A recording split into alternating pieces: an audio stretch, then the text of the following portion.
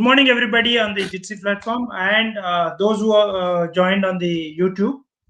People are still streaming on the YouTube platform, but initial introductions will complete in the next 5 to 10 minutes, and followed by that, we'll go for the talk from the panel members. Now, welcome once again.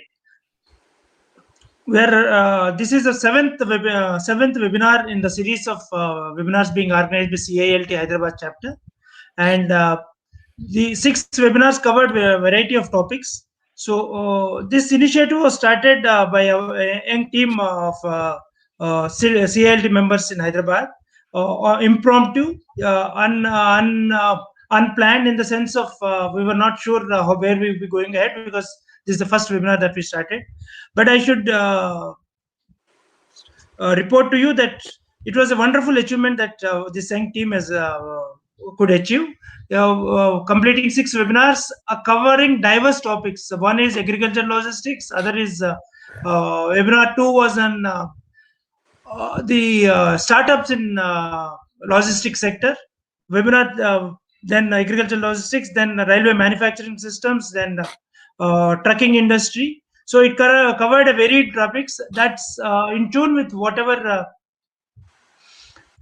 the logistics and transport sector covers. And now today we are having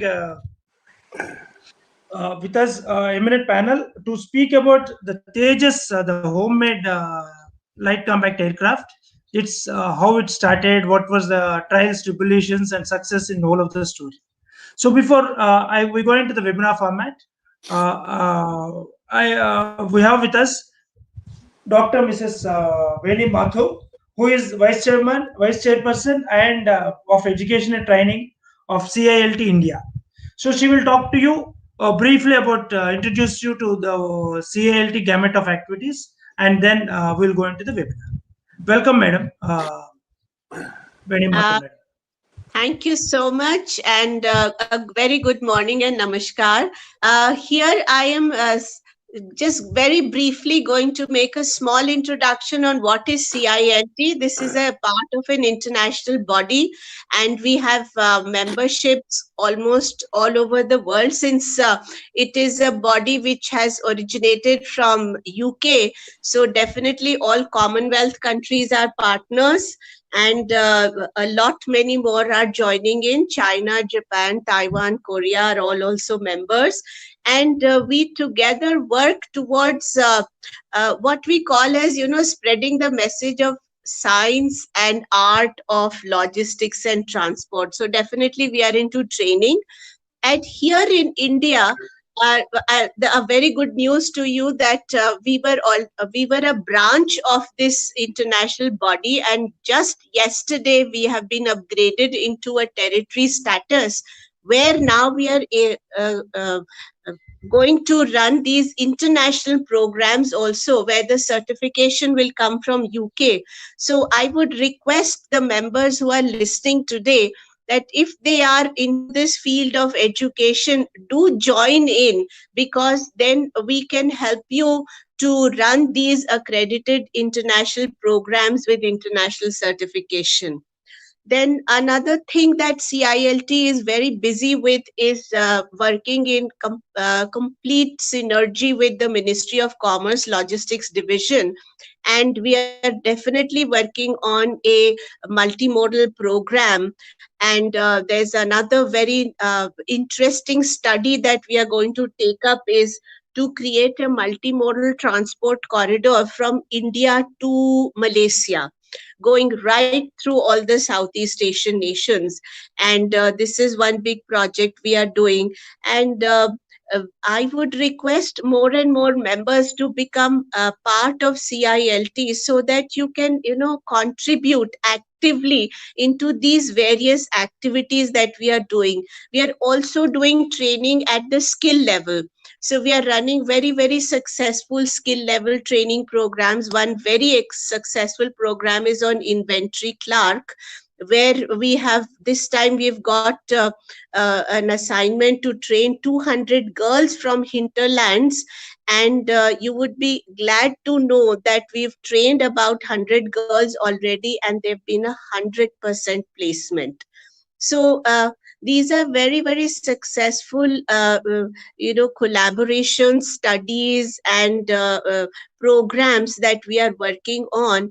And my request would be that wherever is your field of strength, uh, do join in, do contribute. We need all kinds of suggestions and people who have hands on experience, so that they can give live case study examples during our training programs.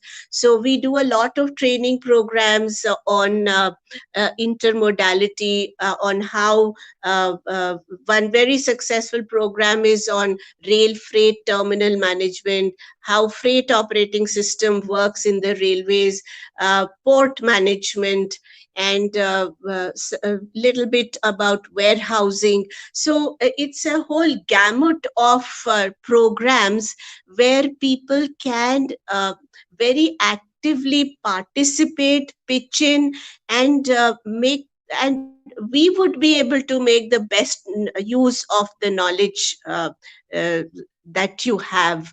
So my request would be that definitely join in, help us out, let us do it all together, because the motto of CILT is stronger together. So thank you so much, and I would really look forward to larger and larger participation from the whole spectrum of people involved in the field of logistics and transport in India. Thank you so much. Thank you, madam. You have stuck to the allotted time and wonderful exposition on what CILT does. And those who are interested in joining membership, let me tell you, you can join the life membership for around 18,000 rupees. So it's a life membership, and there is no annual renewal fee or anything of that sort. And if your company wants to join, it is around 2,95,000, and you get two life memberships, and then you get discounts in various courses and trainings that are organized. So those who are interested either can contact me, or CILT India website is there, and you can contact there also. The contact details are there. Okay. So and also we'll post the contact details in the YouTube discussion channel box. Okay. All right. Now we'll go to the webinar proper. Sadi, can you bring the webinar outline PPT? So today's topic of webinar is the Saga of Tejas. Uh, so Tejas, as I look at it, I had been watching it since my passing out of the college or joining of railways. I deem it as one of the most successful stories, as comparable to as much as our space program or nuclear program, or which we tried and did it. But of course, we also hear a lot of criticism from the press that Tejas is delayed, Tejas is beyond, or Tejas doesn't have much of homemade component or indigenous component. To answer all these questions, we thought we'll organize a webinar. Though it is not in logistics proper, but I think it is, I thought it is in a way core of our own development and logistics, dealing with transport and transport of armored personnel and armament is part of the story. So we decided that we should do a webinar on it, and that's how we shortlisted the Tejas success story. Now the webinar will be, we have three speakers which are already shown to you. Mr. Dr. Kota Harinarayana, who was the founder, who was the lead member of the complete Tejas, in addition to being the program director. And then we have Air Marshal Dr. Matheswaran, fighter pilot, and quite varied industrial experience. And we have BVSS Krishna Kumar, who is again quite worked on indigenous development of weapon systems. And then moderated by Dr. Satish Chandra. So in the webinar, the panel speakers will be talking first, and followed by the talk, we'll have one or two questions which are more clarificatory in nature, so that but the final discussion, in-depth discussion, will be led by Dr. Satish Chandra under moderated discussion. Okay. So now I take my opportunity to introduce Dr. Kota Harinarayana. Dr. Kota Harinarayana Padma Shri Dr. Kota Harinarayana was the former program director and chief designer of India's light combat aircraft program and distinguished fellow at NAA. It is quite a privilege to introduce him. He has done his BTech, MTech, and then PhD from IIT Bombay. And then followed by that, he has worked in various stints in various capacities, both in DRDO and in the academic side. He was Vice Chancellor of Hyderabad Central University, and he is a fellow of various academies, including Indian National Academy of Engineering, Indian National Academy of Sciences, and Indian National Academy of Sciences. In addition to that, so his experience includes system design, aircraft design, technology management, and safety and airworthiness of this aircrafts. He has also received a number of awards in addition to Padma Shri conferred by Government of India. Distinguished Alumnus Award from IIT Bombay and Indian Institute of Sciences, Lifetime Achievement Award from DRDO and National Academy of Engineering. So, but more important is having known Dr. Kota for a considerable period of from approximately from 2008. These qualities are fine, but he is more like his mentor, Dr. APJ Abdul Kalam, former president, where he has ambition to do something good for the society, and in the process of ambition, he also has keeps a tough task to himself. But more importantly is he's so friendly with all of us that I was quite a junior in when I was working in rights, and then he came to my room, and then without any protocols, he started discussing how should we design regional transport aircraft and what will be its demand. I was wonderstruck, who is this man who is just walking into my room and without any introduction and all that. But then later I knew that that's how he gets his work done. I don't know his teammates, his team members, how to what extent they agree with my experience. A wonderful person, wonderful target-oriented task master, but very, very humane approach to whole of the work. Sir, thank you very much for accepting our invitation, and over to you, sir.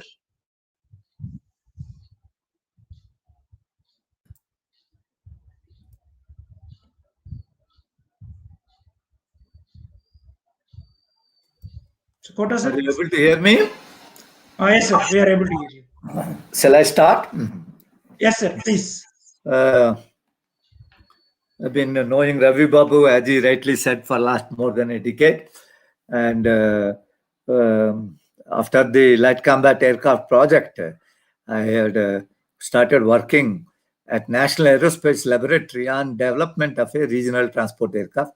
Myself and Satish Chandra were deeply involved in this project for a long, long time.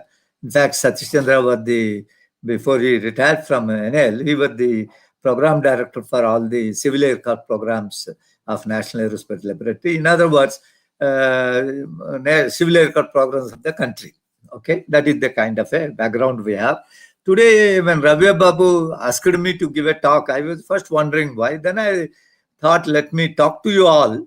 The reason is, a fighter aircraft needs some of the most difficult and challenging technology development before you develop an aircraft. And these technologies, there's a fair amount of commonality, core technologies.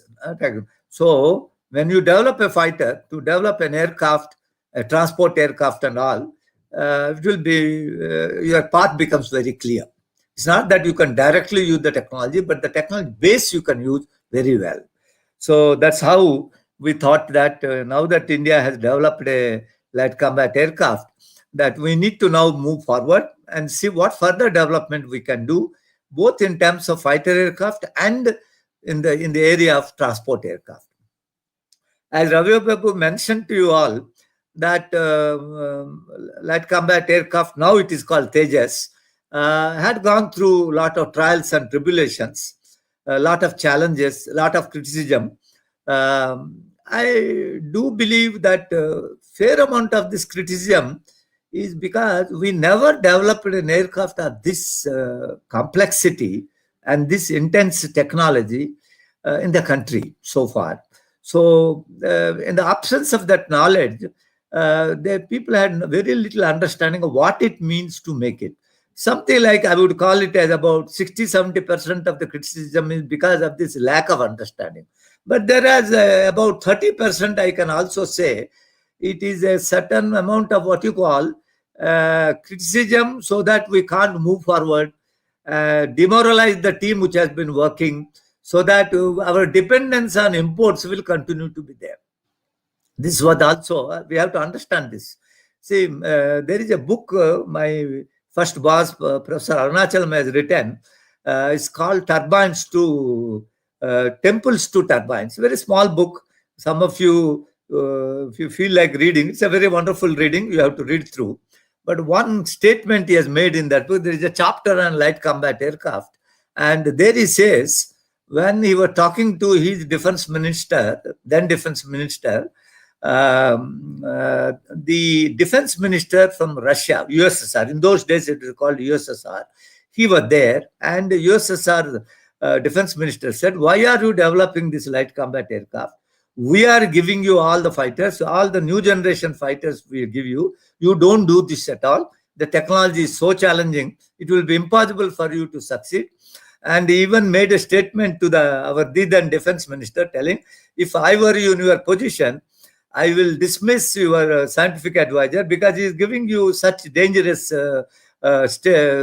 projects whereby India cannot succeed. So you could see even a country like USSR, whom we can consider as a friend, he didn't want you to succeed at all, because he wanted you to be dependent on them forever. And in those days, even the Americans were all not so friendly with us. And that was the scenario. And the people from France, UK, in addition to Russia, they were selling their aircraft to us. So India was buying aircraft. India, as a result, they wanted the relationship to continue. India should not develop. And it looks ridiculous, the country of India's size, capability, strength. We are 100% importing all the fighters that we need. We have the fourth largest air force in the world, but without any indigenous fighter aircraft at all. So that was the scenario. The last aircraft India developed in India was called HF-24. It is a ground attack fighter. But this aircraft was developed under the leadership of a German design team headed by a very famous fighter designer called Kurt. He brought along with him about 17 to 18 German designers. They were all located in Hindustan Aeronautics Limited, our only aircraft company in those days. Even today, they are the major company. Then it is under their leadership the whole thing was done. It was not under Indian leadership at all. And their desire was to make a supersonic fighter. But because lack of engine and other things, they could never make a supersonic fighter. They made only a subsonic fighter. They wanted a second generation fighter which can carry a radar, which can carry missiles, which can do other weapons and all that. But what came out was a fighter aircraft which was subsonic, which was only carrying conventional bombs. There was no radar, no missile. So that was the kind of thing. And after that, for next 2 decades, there was no program at all in the country. It's not only there was no aircraft program, there was also no technology development program. There is no technology development program. As a result, when the LCA project was conceived and was to be launched, we didn't have a base of technology. And the people who worked on HF-24 from Indian side, most of them retired. And as a result, the base was almost next to nil. That was the challenge we have. HF-24 was planned to be a second generation fighter, but actually it came to be a first generation fighter. And LCA, light combat aircraft, was supposed to have a fourth generation fighter. So we are jumping from a first generation fighter to the fourth generation fighter. Rest of the world, whoever had developed, whether UK or France or Sweden or USA or Russia, they have gone step by step. They developed a first generation fighter, they developed a second generation fighter, they developed a third generation fighter, then they developed a fourth generation fighter. There was a gradual thing. Whereas in our case, we had to jump from first to fourth generation. And from a fighter which was under leadership of a German team, now we have to do a development which is totally indigenous. LCA has been designed, developed, manufactured by an Indian team. Okay, that is the kind of a challenge that was there. And the requirement, of course, Air Marshal Matheswaran will talk more about it. But the Air Force wanted an aircraft which could replace the largest fleet in Indian Air Force was MiG-21 aircraft, MiG-21FL, MiG-21M, MiG-21Bs. Almost 600 fighters were in the Indian Air Force, and they wanted all of them to be replaced. And they wanted a fighter aircraft which will stay for a very long time. Okay. For example, MiGs we have operated, we are continuing to operate for almost 50 years. So these fighter aircrafts have to stay in service for a very, very, very long time. So they wanted really a front-end technologies. Some of the technologies what we are talking is, let us start with airframe, body of the structure. We are used to using metallic materials, mostly aluminum alloys. They are good materials, but they wanted composite materials to be used so that they are lighter. There are no fatigue problem because corrosion will not be there because most of you are logistic people. You know corrosion is a big problem, whether it's a ground vehicle or anything. There it is very light, very stiff, perhaps a wonder material, and that is the material is required to meet the performance of this aircraft. Second, the aircraft they wanted to be highly agile and maneuverable. This only when an aircraft is highly maneuverable and maneuverable, it can position itself, direct itself in a direction whereby it can launch a missile, launch a gun and a missile, and that needed what you call an unstable aircraft. It's a technology we have never done earlier. Even the aircraft we have imported, none of them had these unstable technologies because they were all conventional aircraft. Just then we had imported an aircraft Mirage 2000. It was still a stable aircraft, neutrally stable aircraft. And so here we are now talking about an unstable aircraft. You can imagine the scenario. If I have an unstable aircraft, if there is a disturbance and the flight, the computers which are on board doesn't work, they don't work, say they have failed, the aircraft will divert in a matter of a second. The aircraft will go out of control. Okay, so you need extraordinary reliability to do that.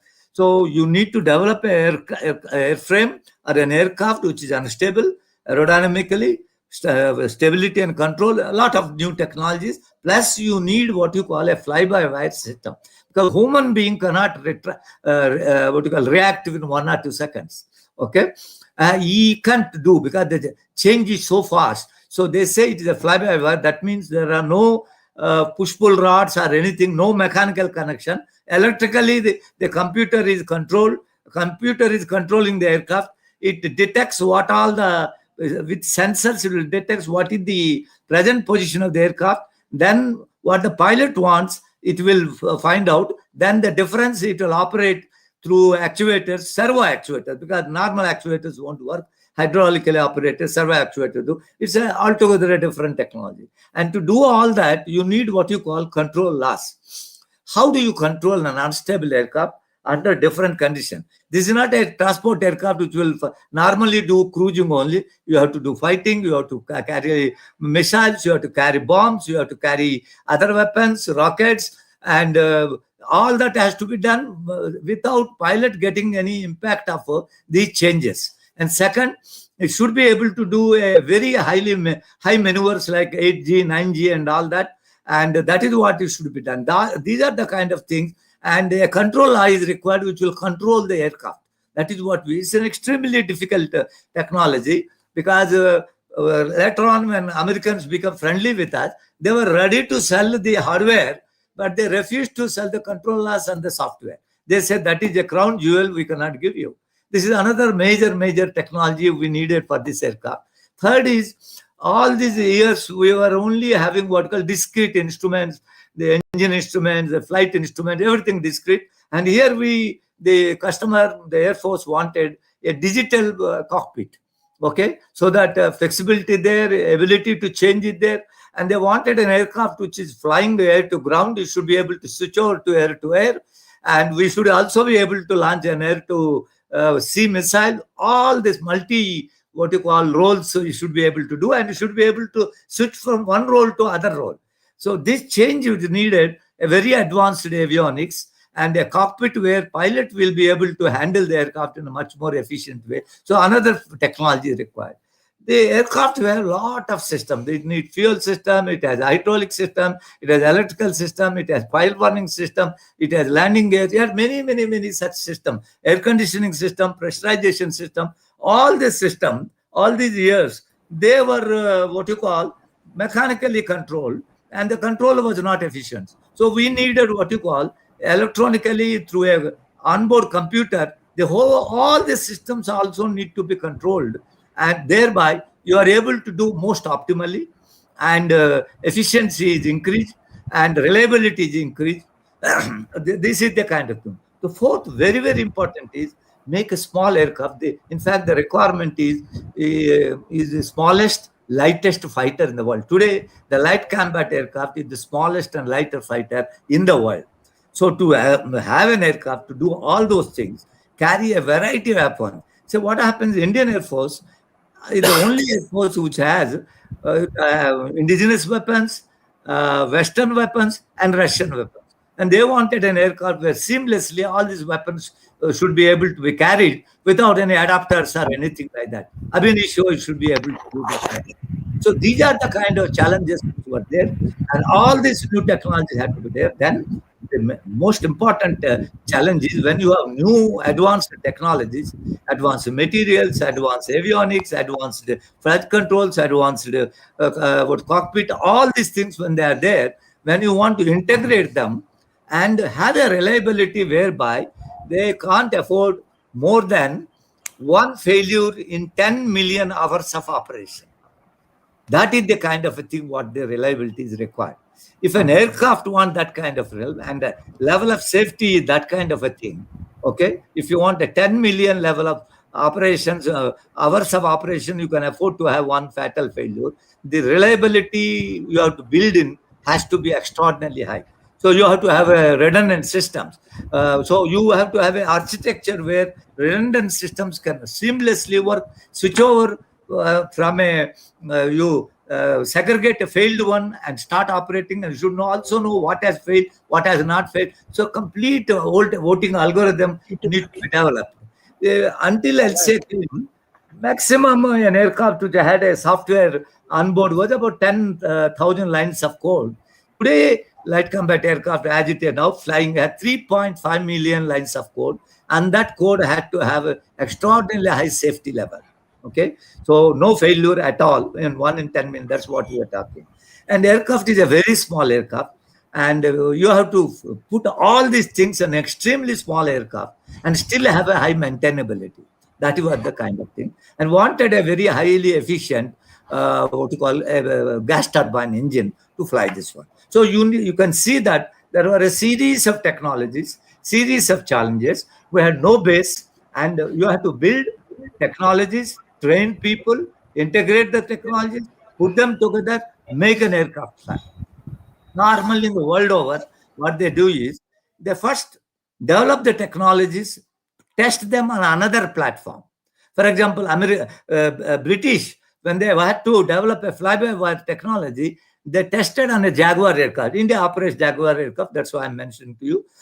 They have done that. Similarly, the French have tested on another fighter aircraft. Then, having tested, proven, then they bring it to a new aircraft. So all these technologies are tested on a laboratory, then on a flying aircraft, what you call fine-tuned, brought the technology level to a very high level, then they bring it to a new aircraft. Unfortunately, India, we never did any such thing. Neither we developed composite technology, nor fly-by-wire, nor unstable aircraft, nor avionics, nor what you call carbon brakes, nor any one of them. Okay, brake management system, none of them are there. So this aircraft program, you have to develop all technologies.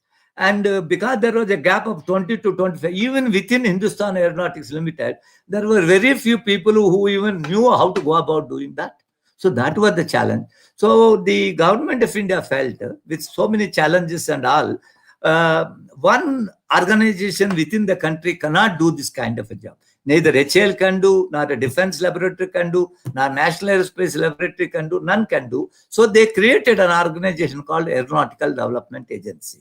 Okay, and that agency was given the responsibility to integrate the talent available within the country, whatever is available, both from industry, research laboratories, academic institution, and the user, the Indian Air Force, whatever talent is available, bring them all together, integrate them, develop the technologies, bring them to a level, put it onto an aircraft and fly that. And that aircraft has to be front-end aircraft, because if it doesn't do the fighting what is already there, nobody will use it. Your Air Force won't use it. So the challenge was to do all these kind of things. And so we first, somewhere around, I joined the Aeronautical Development toward the end of 85, 86 beginning, and we had none. And so first job was to bring people together. HL was nice. We got people from the National Aerospace Laboratory, people came, Defense Laboratory came, Indian Air Force people came. We formed a team of about 300 engineers to start with. And we did what we call a project definition, where you define the complete aircraft system, processes, specify them, see what is the kind of resources required, what talent is required, then how do you move forward and all. Okay, that was the first job which needs to be done. Then we arrived at, initially the government, I must admire, even without knowing much in detail, the government gave out 500 crore. They said, you go ahead and do the job. It was a great blessing. And Air Force has given us a requirement. It's only toward the end of 85, the requirement were frozen. And with that, we were able to do a definition of the aircraft. A definition of a fighter aircraft is not a minor job. When you complete the definition, we had our definition document at 30,000 pages of information. We have divided the whole work into 1,200 work packages. And each package, we identified a team leader. Okay, and interfaces between each package we defined. Then we defined what is the kind of certification requirement, technology requirement, resources that are required, and how do we, and test facilities. We had no test facility, except a few internals, nothing else was there. So all that had to be created. We developed the technology, developed the thing. Then with all this information, we went to Indian Air Force telling, we need about 3,000 crores for roughly about that kind of thing. And this is the kind of time frame we need. Can you please give us a go-ahead?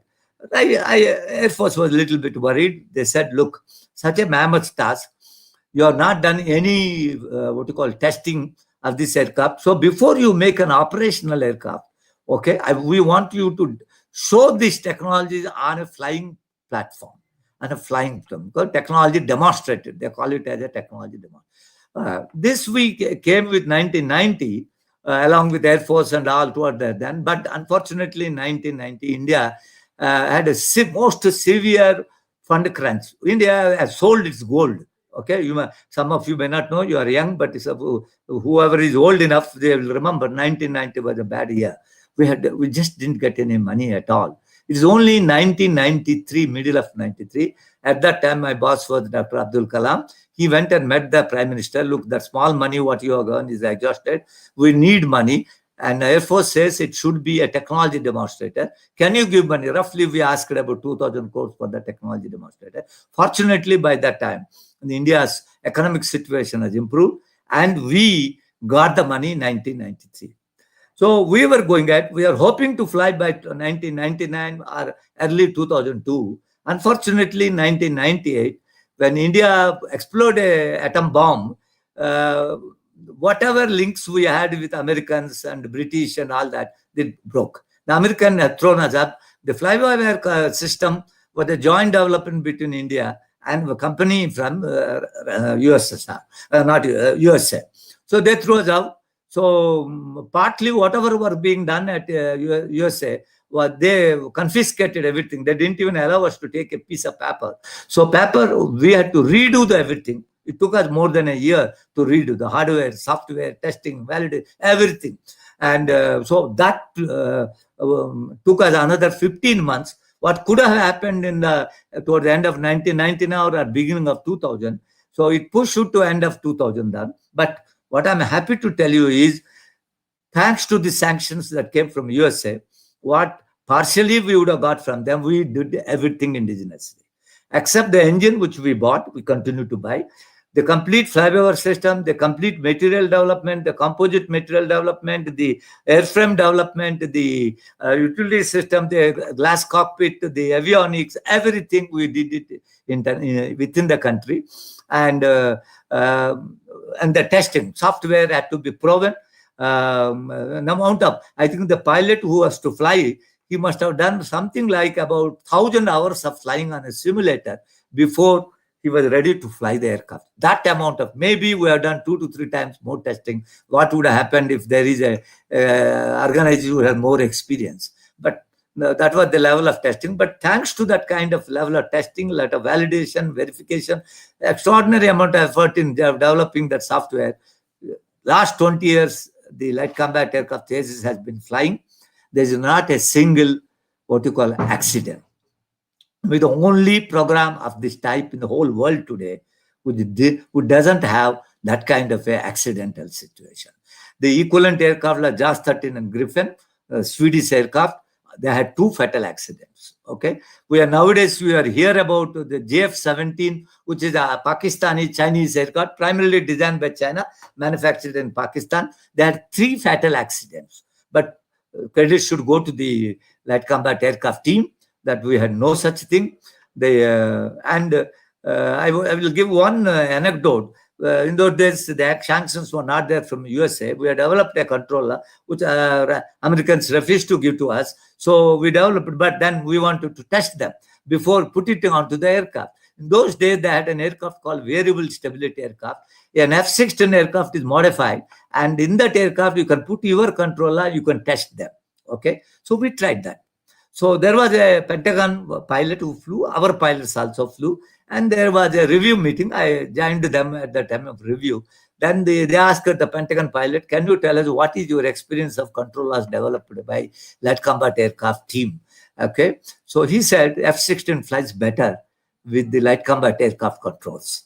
Okay. That goes to the credit of the team who have developed this. Even today, I think Matheswaran will talk more about it. The pilots love the controls of the aircraft. It is an aircraft designed, for your pilots. The Russians have designed for their pilots.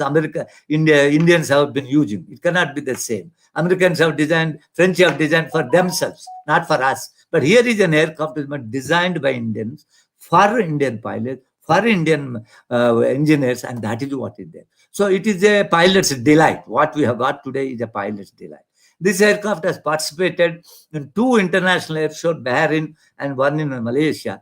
It has garnered tremendous amount of appreciation. And today, if you see, from a stage where this aircraft was criticized, left, right, center, every newspaper, I distinctly remember the Times of India news, it will start like this.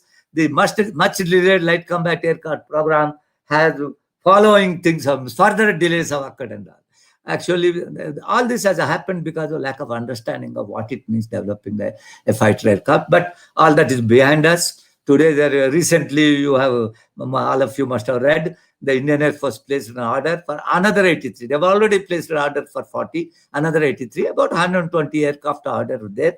And HAL received an order of 48,000 crores, which they say is the largest order they ever received from Air Force in the history of HAL, which is a good thing. And today, a scenario is Indian Air Force supports it to the hilt, and the team works very closely. HAL has productionized this aircraft. And another very important thing happened is earlier, everything used to be made within HAL. If they can't make, they used to import. Not so today. So, for example, the wings assembly is going on at L&T. The front fuselage done by one Dynamatic Technologies company. Center fuselage done by a company in WEM Technologies in Hyderabad. Rear fuselage has been done by another company in Bangalore. So, and the components and all are done by companies all over there. In fact, 300 industries are participating, 40 labs are participating, 25 academic institutes have been participating. And it is this team, this is the ecosystem that came out of light combat aircraft. It's not just an aircraft, it's total technology and the ecosystem. Okay. It's not that everything we have succeeded. We still have not succeeded in engine, But I do hope for a period of time the Indian team will succeed. But all other things have been done, and this also will come through. So we have not merely made an aircraft. We developed the technology. We developed the enabling technology. We have created an ecosystem. And today, with this background, now the Indian Air Force has given a requirement for what they call as the LCA Mark II, which is a heavier fighter aircraft, medium weight fighter aircraft, which will replace the MiG-21, the Mirage 2000, the Jaguar and all. That aircraft is an advanced stage of design. The team, ADA team, says by end of 2022 that aircraft will roll out, and 23 it will come out. So that is the kind of a thing. And the chairman HAL has made a statement. There are many countries who want this aircraft to they buy, and Indian government has cleared the aircraft for export. So this is the kind of scenario where we are from a program where we had nothing, and today the world acknowledges that we are now a power. And today, over a period of next 10 to 15 years, possibly all the fighter aircraft, Indian Air Force, 15 years, Indian Air Force would be indigenous from 0 to 100. I think that is a great story. And it has happened because thousands of engineers, pilots, other personnel, they have technicians have worked. And it is the result of this work where we see the real Atmanirbhar Bharat, you are calling it. This is a near Atmanirbhar Bharat, where you sanctions, gigs, everything came, but we have succeeded them. So that is the story. Any questions and all, I will be able to answer later. But I think I have bored you sufficiently. Now, thank you all. Thank you very much. Thank you, sir. Before Sadiq brings in the presentation, I'll ask you a small question, sir. The detailed questions will be later. How did you maintain the team morale? How did you maintain the team morale? So it's a non-technical question. When all of this criticism was happening and money was not coming, that's in a government system.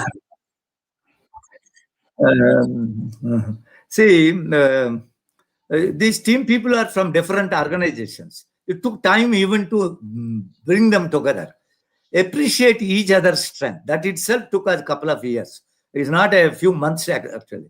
Then when criticism was coming, I used to tell our people that you are the best people on earth.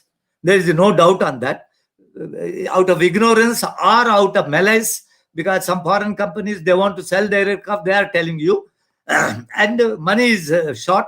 So you have to use the money very, very carefully. But for any technology development, where you want to do, you will not worry about. And I used to tell them continuously that we are a capable team. We will be able to do that. And slowly, when they started seeing equipment started developed, they have started behaving well, subsystems started behaving well, material started behaving well, then there is a self-confidence went on increasing. And I never allowed them to get worried about what people were talking. Okay. And I think it is that self-belief and self-confidence that we built over a period of time. And our bosses, I want to give a lot of credit to our bosses, from Professor Arunachalam, Dr. Abdul Kalam. They are great. Kalam, you all know, he wanted India to be strong. He wanted India to be there. So he used to visit every month. He will go to the shop floor. He will do that. And he will pump in more confidence in everybody. I found that slowly the confidence level of the people who are working improved. It increased the confidence of our pilots who are doing, it increased confidence of engineers who are working. So that led to a situation where I think the people working have believed in themselves. In fact, a stage reached that the pilot was asking, when will you allow me to fly? That was the thing. That is what happened. And I think the confidence has grown over a period of time. And that led to, and I said, nothing will be compromised as regards safety of the aircraft and reliability is concerned. This aircraft has extraordinary safety and reliability built in. Okay. And that is also its strength. That is what it is. Thank you very much, sir.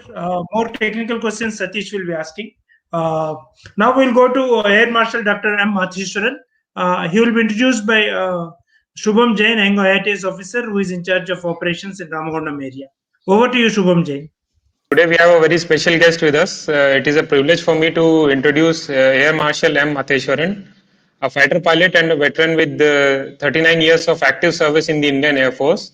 In his last appointment, sir served as Chief of Subham, you have Integrated to. Defense. In his last appointment, sir served as Deputy Chief of Integrated Defense Staff of the Policy Planning and Force Development Wing in the Ministry of Defense Headquarters from May 2012 till his retirement in March 2014, where he handled critical issues of policy plans and force structure of the three services and was involved in acquisition policies, process technology management, defense industry, and long-term integrated prospective plans. He was earlier the Senior Air Staff Officer, Operational Head of Eastern Air Command, Indian Air Force's premier command against China. He is a founder member of the India's Nuclear Command. As an operational fighter pilot, Sir has more than 3,200 hours of on over 40 types of aircraft under his belt. He commanded a Jaguar fighter strike squadron. Later, he went on to command India's prestigious Flight Test Center, aircraft and system testing establishment. Sir is also an alumnus of the Indian Air Force's Fighter Weapons School, Tactics and Air Combat Development Establishment, and was its deputy commandant. His experience in combining flight testing and operational tactics allowed him to play a significant role in aerospace research and development projects and acquisition processes for the Air Force and the Ministry of Defense. Sir has pursued keen interest in academics research in national security and strategic studies. Sir holds a PhD in Defense and Strategic Studies from the University of Madras, a postgraduate diploma in financial management, and a senior fellowship in international and national security from Harvard University's John F. Kennedy School of Governance. Sir is an alumnus of the National Defense College, New Delhi. The Air Marshal was an executive council member of the Indian Institute of Defense Studies and Analysis from 2014 to 2018. Sir is the founder, chairman, and president of the Peninsula Foundation, a public policy research think tank based in Chennai. Sir's area of specialization is in aerospace strategy, defense industry and research, modern warfare, space security, technology strategy, international relations, geopolitics, and history. Sir specializes in the study of China, its military capability and strategy. Sir has also been bestowed with presidential awards, Ati Vishish Seva Medal and Vayu Sena Medal, and commendation by the Chief of Air Staff. I welcome you, sir, to the podium is yours. Thank you, sir. Thank you. Thank you for your kind words. Can we come on to the screen?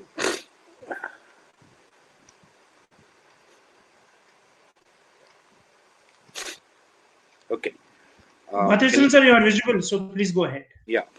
Thank you, CILT, for this wonderful opportunity, and it's a great privilege and pleasure to share the podium with Dr. Kota, a distinguished person like him, and it's indeed a great pleasure to be able to contribute some of my thoughts on the subject that we are dealing with today. Like Dr. Kota pointed out, I think it is indeed very gratifying and a great achievement to see the fructification of the Tejas program over more than 3 decades of hard work, overcoming tremendous challenges and barriers, and particularly it's from a context of India's position in its aspirations in the international system. This is a major milestone in terms of achievement. Let me first, get to certain points which Dr. Kota himself had, addressed, but I would put it in a little from a national perspective. There is no ambiguity that as a country, we aspire to be a critical player, an important player in the international system, which, very commonly put, India wants to be, needs to be, and desires to be a great power in the international system. When you talk about a great power makes rules for the international system, doesn't take rules from others all the time. It works with others to set rules for the international system. That's what great powers are. So we need to ask that question, are we in that position? We need to get to that position. And what are the important elements to that, achieving that position? Military power is extremely important. Of course, the aspects of development, social equity, economic strength, all these are, given. But when you talk about military power, at the back of that military power is what I call as technological strength and technological sovereignty. When you talk about technological sovereignty, it's important to understand that, the world functions in a certain format. And that today you have, Dr. Kota mentioned about the Russian, minister or the Russian Air Force chief talking about why India is making a fighter aircraft. That is an example of how established great powers deny technological access to emerging powers, and this is how the world works. So, if you want to actually be a rule maker, you have to break through that barrier. It is, the denial regimes are in place. They've been in place since 1945. While nations can be very strong friends and strategic partners, when it comes to military technology sharing, nobody gives you technology unless you leverage, through, partnerships, through co-projects. But even then, the hardcore database and the hardcore access to design knowledge is not easily accessible. While in the Tejas program, as he pointed out in the fly-by-wire, control law developments, the Americans did help. When it came to the access to final phases, they continued to delay and delay. And when the Pokhran explosion took place, as he said, they just took away everything and left you in lurch. It actually turned out to be a blessing in disguise, much like 1991.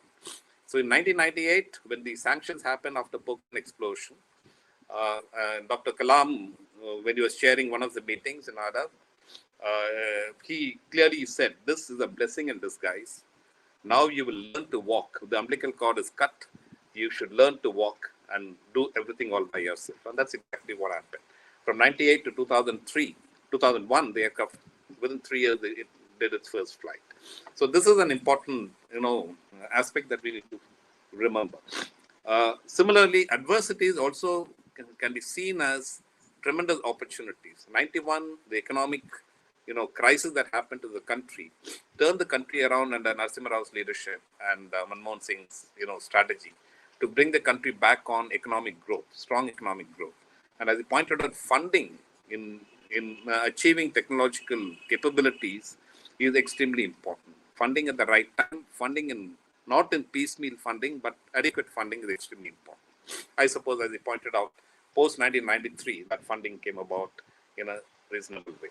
But let me come on to from the Indian Air Force and from the user's perspective, and certain aspects of what I call some and important elements of national aerospace strategy after taking into consideration what we've achieved in the Tejas. Going back, like I said, the country wants to be a great power, and therefore there are certain aspects of strategy that are laid down by national leaderships well in place. So there was no ambiguity about what we wanted to become when India became independent, and that is seen in the way the strategies were laid down for atomic energy and space, and the results of what we achieved is very clear evidence of very well thought out strategy. When it came to defense aerospace, it's a much more complex environment. And there have been many committees that have debated on having a national aerospace strategy, particularly the documents those of you can get access to. It still remains, unfortunately, a classified document. National Aeronautics Strategy was recommended by none other than Satish Chandra, the ISRO chairman. Unfortunately, this never materialized. And therefore, as what Dr. Kota brought out, the kind of challenges and tribulations that the Tejas program had to go through, one of the fundamental reasons was also the absence of a national aeronautics strategy. That is now coming in place, thanks to the Tejas program. But going back to the HF-24, before HF-24, before Kurt Tank came and set up his team and built a design team in HAL of 250 designers and engineers in the 1960s, before that, what was the base that was available in the country? HAL had produced just a trainer aircraft HT-2, which was our basic trainer aircraft when I started my flying in the Indian Air Force as a training cadet. Right? But it served us for more than half a century. But that was our output. While HAL in its earlier version during the Second World War had done enormous amount of servicing of aircraft for the World War II, in terms of design and development, there was no experience. There was no database. And HP2 was the first one that was designed and developed by Dr. Gatke. After that, it was, I think, it was a strategic vision that Nehru got Tank, formed the team, and took on the design and development of HF-24. So while we did that quite well, the Cold War dynamics came into play, and it suffered with lack of availability of engines. And HF-24 did not continue, although we produced 147 aircraft, we took part in the 1971 war, but the Air Force phased it out prematurely. The result was, as Dr. Kota pointed out, we had 2 decades of lost opportunities. There was no continuity after HF-24 to next aircraft program. Great powers and great industries do not do that. There is always a continuity in development of aircraft programs. So as a result, knowledge management and the aircraft database was absent after HF-24.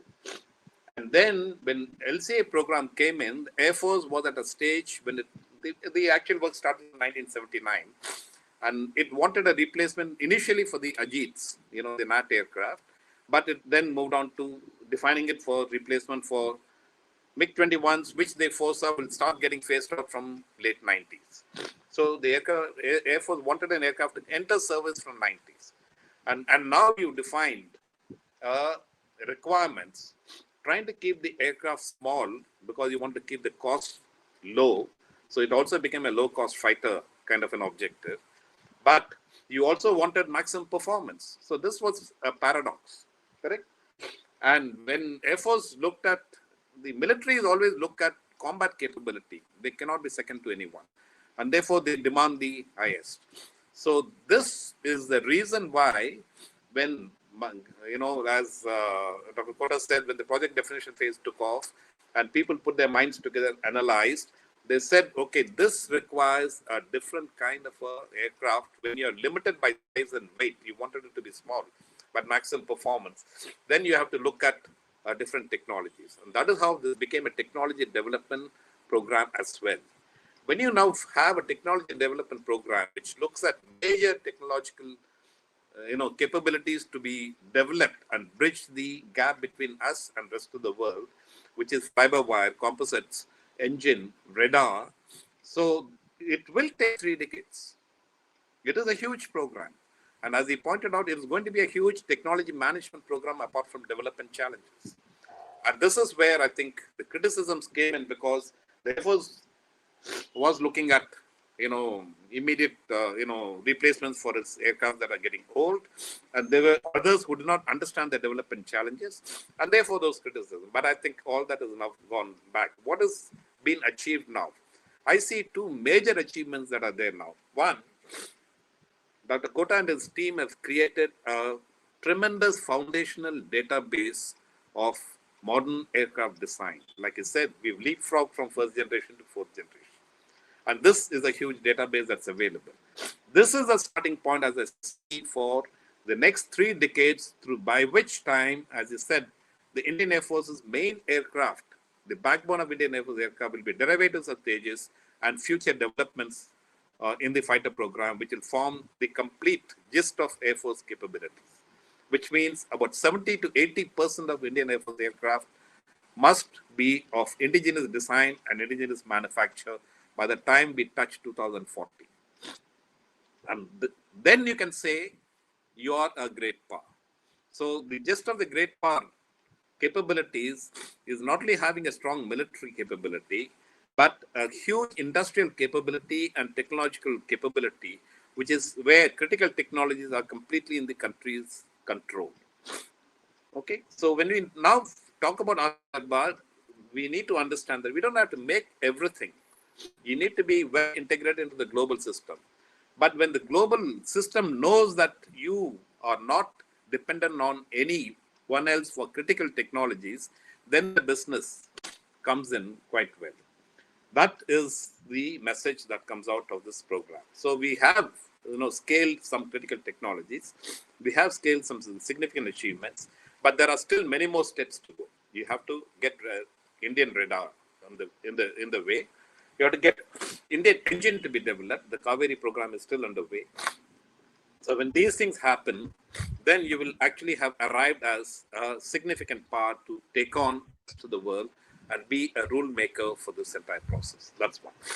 I would also like to highlight two stories, to take lessons from rest of the world. One, at the end of Second World War, 1944, when the war was coming to an end, the U.S. Army Air Force, the predecessor to the U.S. Air Force, the chief was, Hap Arnold. He called one of his scientist friends, Theodor von Karman, who was a leading aerodynamicist, a Hungarian aerodynamicist who ran a laboratory in Stanford. He called him to the LaGuardia airport in New York, and they had a meeting. He said, the war will come to an end within a year, and it will result in two things. The Eurocentric world will come to an end. The new world will be led by the US and USSR. And the US has no intentions to be second to anyone. And the US wants to write the rules for the new emerging international order. It has to be a leader in technological and military capabilities. And so he said, the future for the next 50 years from 1945 will be dominance in air and space capabilities. He said, I want you to now form a team, look at how we actually lay the strategic roadmap on areas in which we need to work and develop our capabilities to be the leaders in the world. And he provided an aircraft. They went to Peenemünde in Germany, where they had discovered huge, files, 1,500 tons of research material that the Germans had actually stored, airlifted them to the US. They also took Werner von Braun as, a prisoner of war, but gave him US citizenship, and he went on to actually, head the Saturn program in the NASA subsequently. They did the similar thing with Japan as well. And within the next 5 years, Karman brought out, and his team, Dresden was his number 2 as well, brought out a roadmap in a document called New World Horizons. That became a roadmap for the US Air Force. Karman also became the head of the scientific advisory board for the US Air Force. This is the linkage to strategy and on understanding technology nuances, for a military that laid the roadmap for a national strategic roadmap on how to develop technological capabilities and be the leader of the world. That continues to today. They brought out another document in 1995 revising a similar thing called US Air Force 2025. This is the point I'm making with respect to this one. The second example is France. In 1945, the French Empire was in shambles. They had just been liberated from German occupation. Charles de Gaulle was taking over as the leader. And Charles de Gaulle said, I need to get back the French, grandeur and glory. And he said the world after 45 will be an American and a Soviet world. I don't want France to be a second lackey to any of the superpowers. I need to be independent. If I want to be independent, I need all my weapon systems to be made in France. I need technological capabilities, and I need, an ability to withstand any kind of a coercive mechanisms that the superpowers can employ. And they laid down a strategic roadmap again. And that was, while between 45 and early 1960s, they used to the HILT, the Marshall's Assistance Program for European Recovery, an offshore assistance program for building their industries from the American assistance to build their industries, fly American aircraft in the French Air Force. By the middle of 1960s, they had laid down a roadmap that the French armament industry needs to be fully supported. The research program needs to be fully supported. The institutions have to be fully supported. And with that support, they managed to reach a stage where by the middle of 60s, the French designed, developed, and manufactured fighter aircraft became the backbone of the French Air Force. India was the first foreign customer for their development, the Ouragans and the Mystères, in the 50s. By the late 1960s, France was exporting military hardware to 100 countries. And this is the story of, or this is the strategy of technology sovereignty. So this is the point I'm coming to finally. We've got a fabulous foundation now well set. Tejas needs to be exported, and that export strategy needs to be worked on. And this is where the ecosystem. So the biggest achievement of Dr. Kota and his team, I consider, is more than the Tejas program itself, is the creation of the ecosystem. If the ecosystem is not to falter, you need to move on to successive steps. Use the database that has been developed. Create an export strategy. Sell the Indian products, and that will drive further development. That will drive further research. That is what will give the country the strength that we are looking for, and the independence and sovereignty in the international system that we are looking for, to write rules for the international system. I think I'll stop here, and I'll look forward to questions on this in the future. Thank you. Thank you, Air Marshal Matheswaran, sir.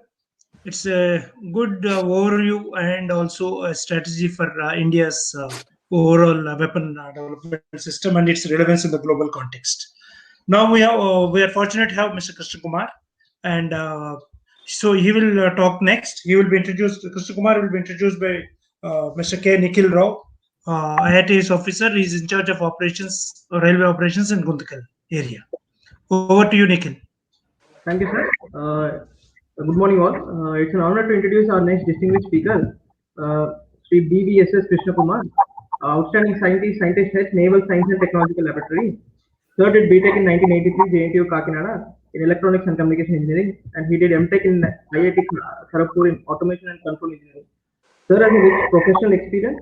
He worked at DRDL, Hyderabad, for Project Prithvi, surface-to-surface missile system, specifically in the area of real-time hardware in-loop simulation. At LCA, Sir headed configuration, design, and development of control guidance and navigation systems for torpedoes, decoys, and autonomous vehicles. Also, Sir headed development of embedded hardware and establishment of hardware in-loop simulation facilities. Currently, Sir is Technological Director, Control and Guidance Directorate, and Principal Project Director for the development of advanced lightweight torpedoes. Sir has fellowship in IETE and CMSI. Sir is also recipient of numerous awards. He is a recipient of Agni Award in 2002 for excellence in self-relevance guidelines for the contribution in the design and development of lightweight torpedo. He is recipient of Agni Award for technological excellence in the year 2018 in the development of heavyweight torpedo. Sir areas of interest include intelligence control and guidance of underwater weapons. With these words, I humbly request BVSS Krishna Kumar sir to take the stage and share his ideas and experience. Sir. Okay. Good morning, Kota sir. Actually, it's a great pleasure to me to be a part of in this particular webinar, and I also Dr. Matheswaran, Air Marshal Matheswaran, and as Satish Chandra. I once again thank Ravibabu for giving me this opportunity. And when this saga of LCA is going on, I think when most probably when 1985 LCA is born, probably I'm born in DRDO in the same day, actually probably same year. I also joined DRDO in 1985, and I was a member of the IGM-DP program. In 1985, actually, two very interesting programs India was leading. One is IGM-DP, Integrated Guided Missile Development Program, and then other one is LCA. And we were really, as youngsters when we joined, it was Kalam and probably Dr. Kota. These are our role models. People used to, at the time, aspire to mimic or take inspiration from them. So I will now say, most of my time I worked in underwater systems. All the discussions are now above water air systems they're talking. The underwater systems, there is a saga going underwater also. While LCA saga is going on above water, there is a saga going on underwater. From 1988, I joined NSTL. Then there was a project, a lightweight torpedo project, which we have to undertake. There also the same difficulties, knowledge, it's new, it has to be developed, the control laws to be designed, the propulsion has to be established, the guidance systems have to be established, internal components, all of them should be assembled. So what sort of strategy has to be there? Prior to that, the thing is the torpedoes are getting imported. So the indigenization efforts were starting in the year 1980s onwards, 1985 onwards. Yes, the self-reliant India has to be developed. So the torpedo program was also undertaken. That time, to tell what all we took from LCA, as mentioned by Air Marshal Matheswaran, and as described by Dr. Kota also, the ecosystem what is built by LCA and IGMDP programs has really benefited and became some sort of a model for others also to follow their own respective systems. So I used to visit actually EDA also. EDA, I used to talk with the CLAW team, Girish Jadare and Sham Shetty. They all used to work at National Aerospace Laboratories, and we used to see what are the methodologies they are doing, the modeling, the simulation, what all, how much the aerodynamic data from wind tunnels, how they gather, how they fuse, all these things we used to gain. As youngsters, I used to visit. And when I went to ADA, there used to be a poster actually, so many days to roll out the LCA aircraft and all. Our project director also got inspired, and he used to put for our torpedo also so many weeks to roll out, because that inspiration is what we took from LCA. I just want to bring it out. So this, we also, for the first torpedo, there are certain systems which we imported, like an actuation system. It is actually imported from a company called Cole Morgan, and there may be a small potentiometer is required, that is from an MCB France. And there are gyros, which we got it from SAP. So idea is to get some of the items from others, not all things to be developed by us, then push our torpedo. Yeah. So first torpedo was with our brain and some of the components imported from abroad. We made a torpedo, the configuration is made, and we did the stabilization trials, did some homing trials, etc. In between, like the LCA got affected after Pokhran, the denials, etc., we also faced them. So then the looking at the indigenization, slowly we indigenized the motors, smaller motors, something of that 100 watts motors, electromechanical BLDC motors, and then which are used for the fin control system. Then the potentiometers we indigenized with a defense public sector intervention, and the controllers for the DSB controllers for that, they also we have indigenized. So in this, when, as someone told, once denials come, then only we look and we gain our strength. So the process of indigenization slowly started to the components. If you see, a small component can irritate in the program.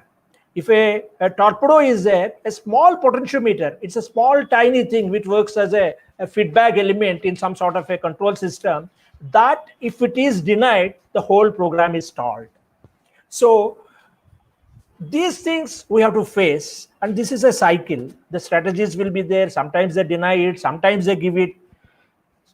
Slowly we went to the gyros also. The SAB, when they said that their items, they are just they're not no more in the production line, then we have to again rethink of indigenization. We have to see for alternate sources. Then we have developed again through some the public sector support, we developed the indigenous gyro systems. Like this, actually, we finally, with modified system, the indigenization with all components, we are able to show it in the user trials. We have to actually execute a lot of user trials and all. We have to satisfy. Navy is our prime customer. we satisfied, and the orders were placed for some numbers for the productionization of the lightweight torpedo.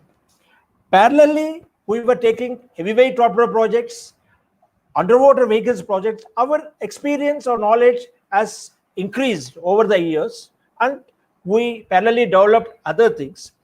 But when we went to advanced systems, again, there was a 1-to-5 scaling up from one lightweight torpedo to next version. There's something called the advanced lightweight torpedo, which we are supposed to build, in which the power requirement is supposed to be 5 times more than the earlier counterpart, but almost in the weight and volume budget, same weight and volume budgets we have to build.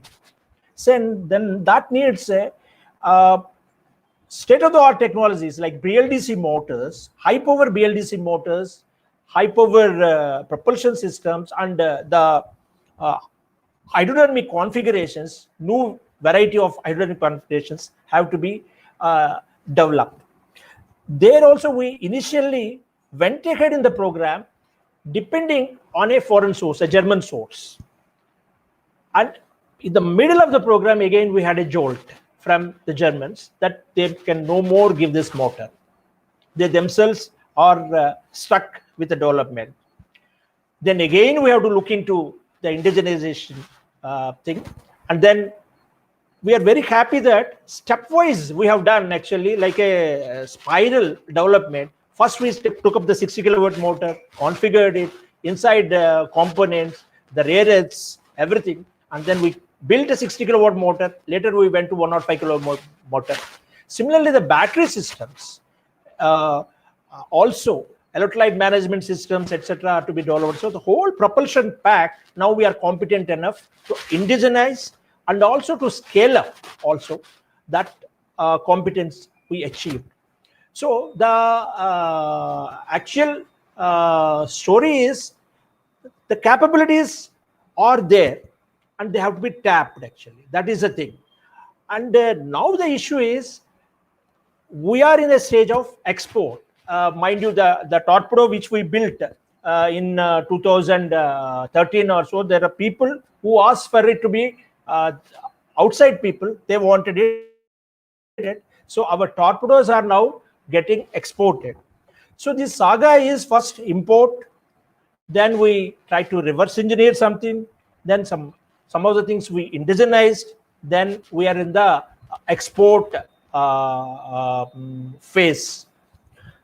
But the now issue is there will be orders from the Navy and there will be orders from probably foreign vendors also. So how to build these many systems? What is the production model we have to do?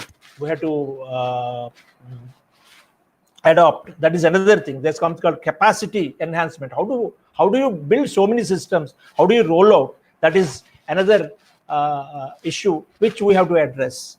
So now actually even if you see 1990s or 2000 and all, not many private participation,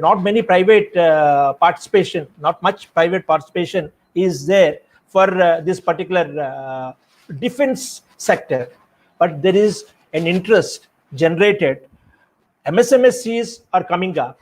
And DRDO now, as a program, we want to go to DCCP mode and we want to give TOTs so that we'll concentrate on a bigger things, much advanced versions, and other things, what all we have developed, we want to give it to TOTs to multiple people so that many things can be rolled out and we can export. So this is a small story which I want to say in the underwater systems what has happened. I have not come really prepared for this particular lecture fully because I was occupied by some other thing. So if you are asking some questions, probably I'll be able to respond. Sorry for the interruption, sir. Sir is former director of ITL with a PhD from University of Bristol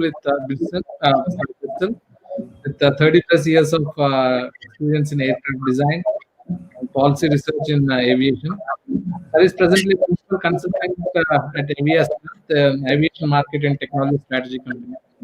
With this introduction, sir, over to you, sir. Thank you very much. Thank you, Ravi. Thank you all of you at CILT. This is a great pleasure to talk to Dr. Kota, Air Marshal Matheswaran, and Dr. Krishna Kumar.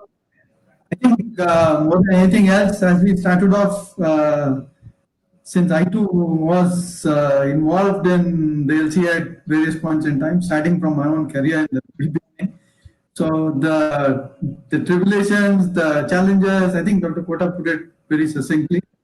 I think what I will do now is actually ask Dr. Kota, if he were to do this again, would he do it differently? I mean, more than anything else, the LCA is a technology aircraft. And as he said, it started off as a technology demonstrator. So the question to Dr. Kota was that, and I think I'll come to Air Marshal later with regard to 4th generation and 5th generation fighters. There's a big story going on.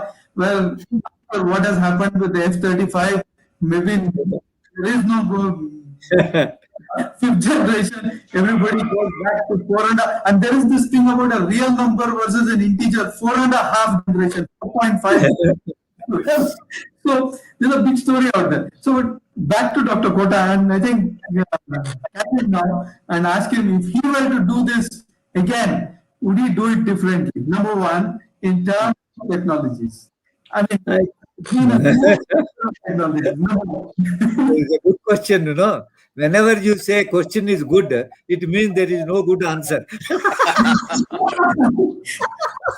So if you don't have a good answer, you praise the question.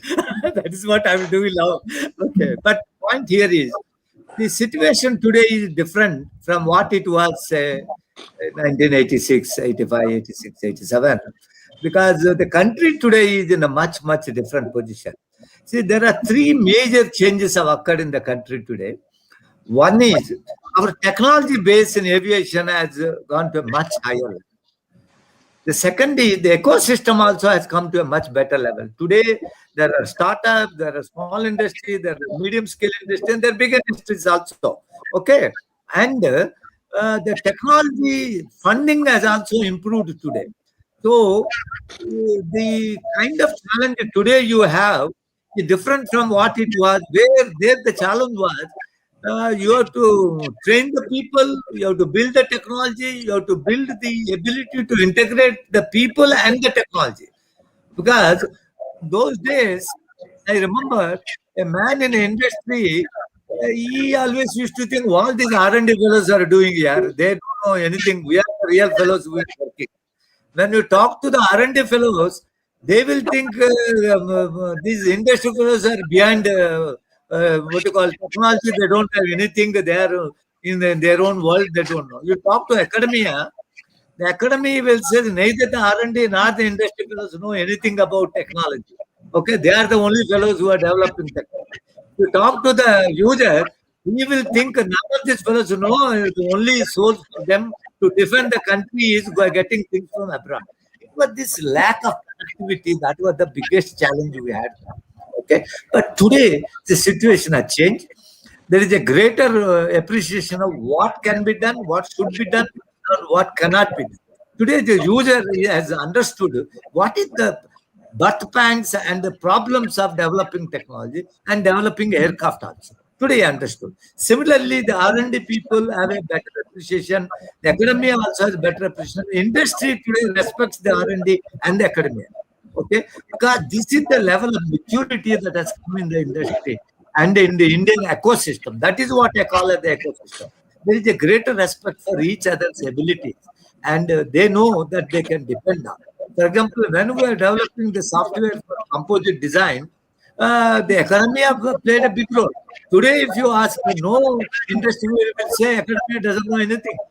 No industry will say R&D doesn't. They say yes, they can do, but there is a way to do. And that is LCA project that started. That you go to a specialist, they clearly define the requirement. Earlier, they didn't even know how to give a requirement to a specialist.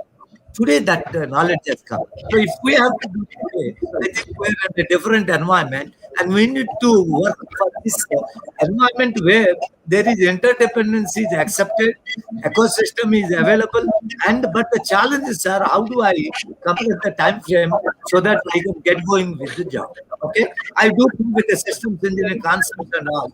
Today, I do believe people will appreciate money must be spent for technology and technology maturity, what you call technology readiness level. Earlier, they had no knowledge about that. Okay, the TRL concepts have come now, they are mature enough. So, if you have to do, we will do in a different footing and we will move forward. Okay, that's all what I can tell to Satish. Next, last question to you, sir.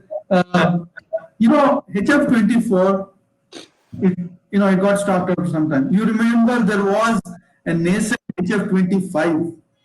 It never came to its anything, and then of course took over. Do you believe now with the way digital technology is that institutional learning as far as design will actually be preserved?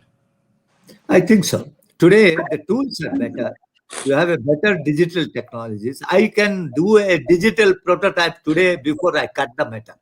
Yeah. The technology has reached that level of maturity today. We had nothing. Only thing we had at that time was a wooden mock-up. You are talking of HF25. That is the only fellow who went from a drawing board to wooden mock-up. Okay, that is the highest level we achieved.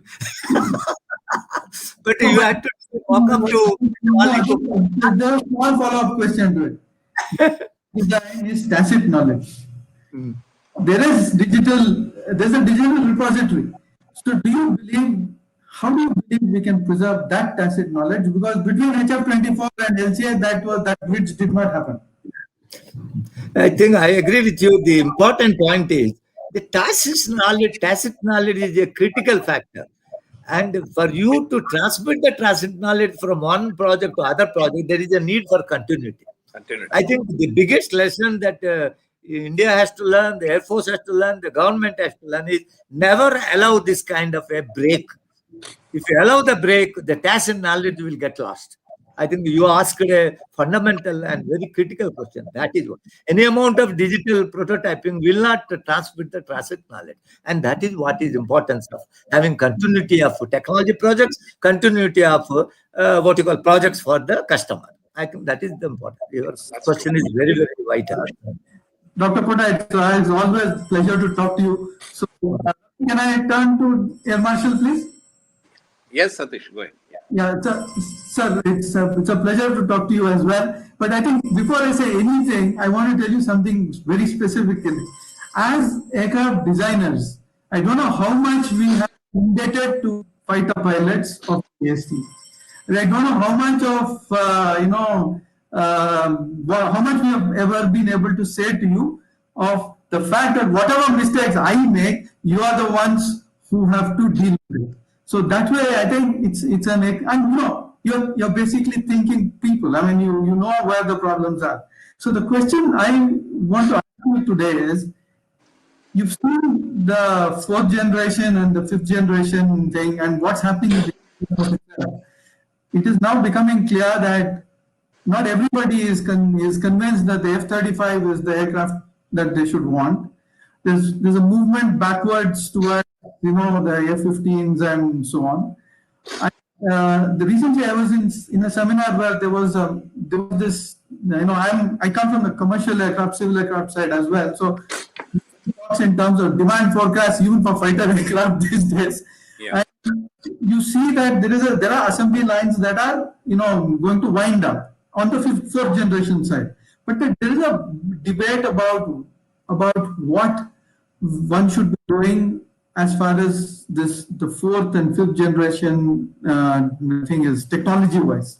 So your views on that and the role the LCA plays in a larger blue water regional power thing that is looking. India is now a regional power after the COVID situation and the Chinese strategies, much of which may not have paid off for them.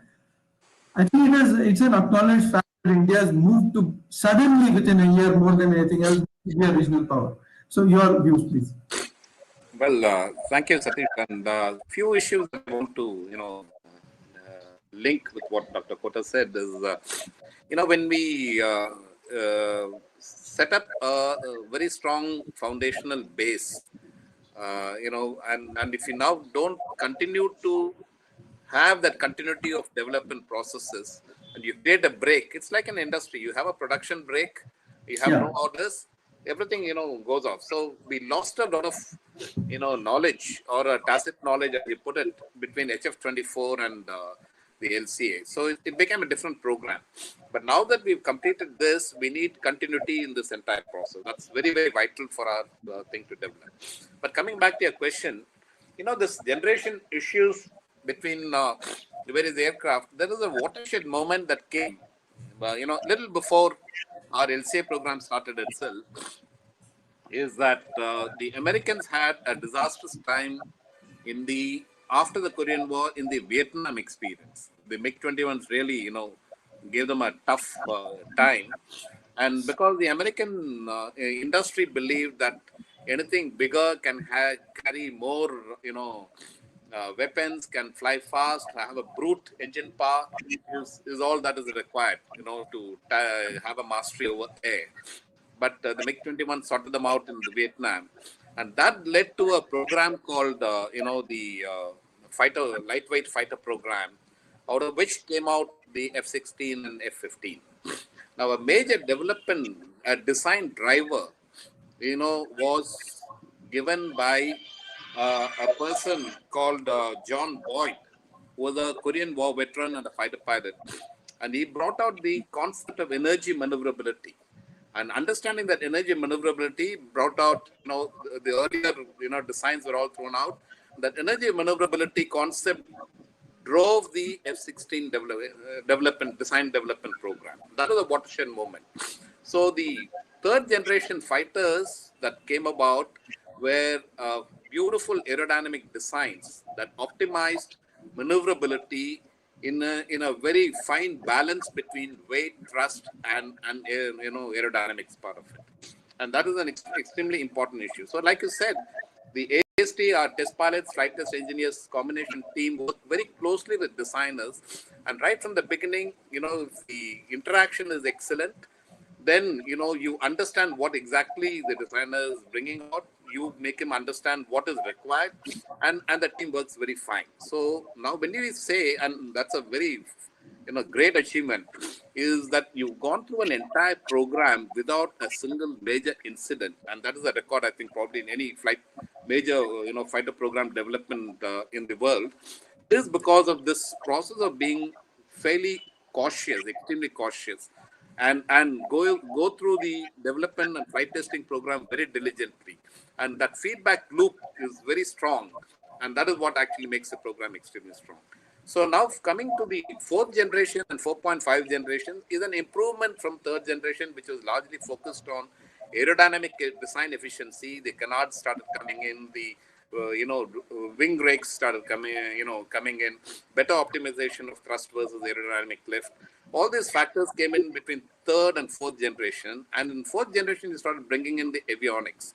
You started bringing in now the digital innovation started coming in. And this is what actually dominates fourth, fifth. But when you come on to fourth and a half, when you come on to fifth generation, it is an integration of all aspects. The stealth comes in to some extent, but I believe the stealth has given a sort of a paradox. It's a conflict, because the stealth comes at a cost in terms of maneuverability, in terms of optimization for higher performance. So the two have to balance. So that is the challenge between F-22 and F-35. And I flew the development simulators of both these aircraft. When you look at and sit inside, I flew the F-35 simulator. It was beautiful to fly. Let me put it that way. Because the cockpit display system is an integrated one entire panel which integrates all informations, and you could actually bring it in. And their challenge in the entire F-35 program, all the criticism has been in achieving the reliability and robustness requirements of this integrated module, which combines displays, communications, systems, sensors, everything into one huge panel.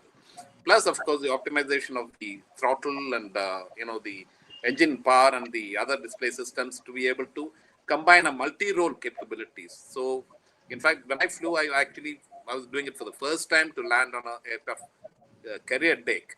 And that simulation, this simulation I flew in 2008 actually. And this was a tremendous work. Now, this kind of optimizations, despite being in digital age, having enormous number of tools to actually help you achieve, various development is still a challenge, because as Dr. Kota mentioned, the number of codes, the lines goes into millions and millions, and reliability requirements are so stringent. You all know that very well, and therefore to be able to meet those reliability requirements is a big challenge, and that is what I think F-35 have gone through. So we really cannot write off F-35. We are not getting back to F-15 and F-16. I think the time is gone, and today, like the Su-57, is an indicator. You're going into an aircraft design, the 5th generation, which will have very little protrusions aerodynamically on the external. You'll have bomb bay doors to carry weapons, but you'll have more sensors, integrated sensors, communications, and optimization of the fly-by-wire systems.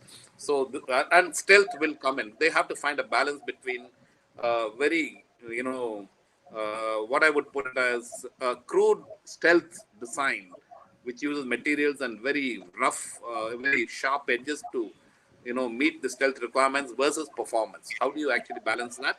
Will show up in the future designs. But by that time, we are actually entering into the age where you may have to think twice about manned platforms all over again.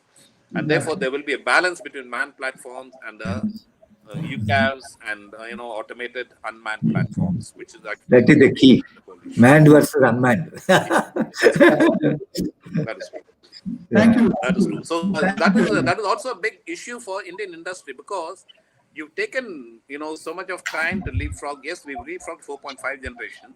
We need to quickly now go on to derivatives of Tejas, like Mark II, the AMCA, the, naval version that you're working on. Bring them all out in quick time in large numbers and capture the export market within the next 20 years. I see this time frame as a very critical time frame. And because you will end up getting into that paradox where you have to now decide. People will say, it is no more cost effective to have a manned platform. I'd rather go for an unmanned platform, right? And this is going to be a challenge in the future. Thank you very much. My next question is to Dr. KK. And what is an aircraft if it cannot carry stores or weapons? A fighter aircraft. There's no use at all. So those of us who may have worked on weaponization of putting stores on aircraft and things of that kind, we see the challenges, especially with the Indian stores integration. I think you touched upon that when you spoke a bit, but I think the most important aspect is with, I must also compliment DRDO today, because of, in the past few years, the number of different weapons and missiles that are being integrated on variety of platforms, especially on aircraft. So there has been again a coming of age as far as our weapons are concerned. I'm sure Air Marshal and Dr. Kota will also agree probably for this. So in a sense, in many things, India has actually come of age. So Dr. KK, you did mention about the challenges that you have, much of which has been also underwater as well. So what is your view on how you will now, see a game plan where the entire industry will make these weapons and they are then integrated into various platforms, and what level of commonality of systems, subsystems that you expect to see? What is the regulatory, the compliance, certification? Could you speak a few minutes on this, please? Yeah. I'll talk from the lightweight torpedo point of view. The lightweight torpedo has to be integrated with one is a rotor wing aircraft, other one is a fixed wing aircraft. These are the two platforms that carry a lightweight torpedo. So there will be issues. Actually, the problem is it is a real-time problem. Sometimes whatever first intended platform, that will be phased out. That is one issue. And later, it has to be integrated with another system. So that will be the thing. Now, for example, if you take a lightweight torpedo program itself, first it was on rotary wing aircraft SK-42 Bravo. For that, it has to be integrated. That we finished. Then they start asking us for going to IL-38. That is a totally different configuration. So this is a challenge actually. Now we are actually last, our wish list contains the lightweight to be integrated to LCA. Is there any possibility? That is our own proactive measure. Because until now these are all going on serially. They feel it and then they tell. In this, there is a lot of delay occurring in the sequential way of thinking. So we are actually projecting needs, and we ourselves are going forward and asking, yes, we have a torpedo. Can we integrate to the another platform? And then, of course, the interfaces is what you brought out. They are very, very relevant. So we are trying to put a small, our torpedo is working with a 1553, but the platform offers only a ring. So that is an issue actually. So everywhere we have other agencies are kept for weapon integration. That agencies we are putting across these points, and we are realizing this aspect. We are addressing it. Another problem that is we are facing is obsolescence. All these things are being tackled as a new challenge. Still, we are in this process of doing this. That's all I can tell.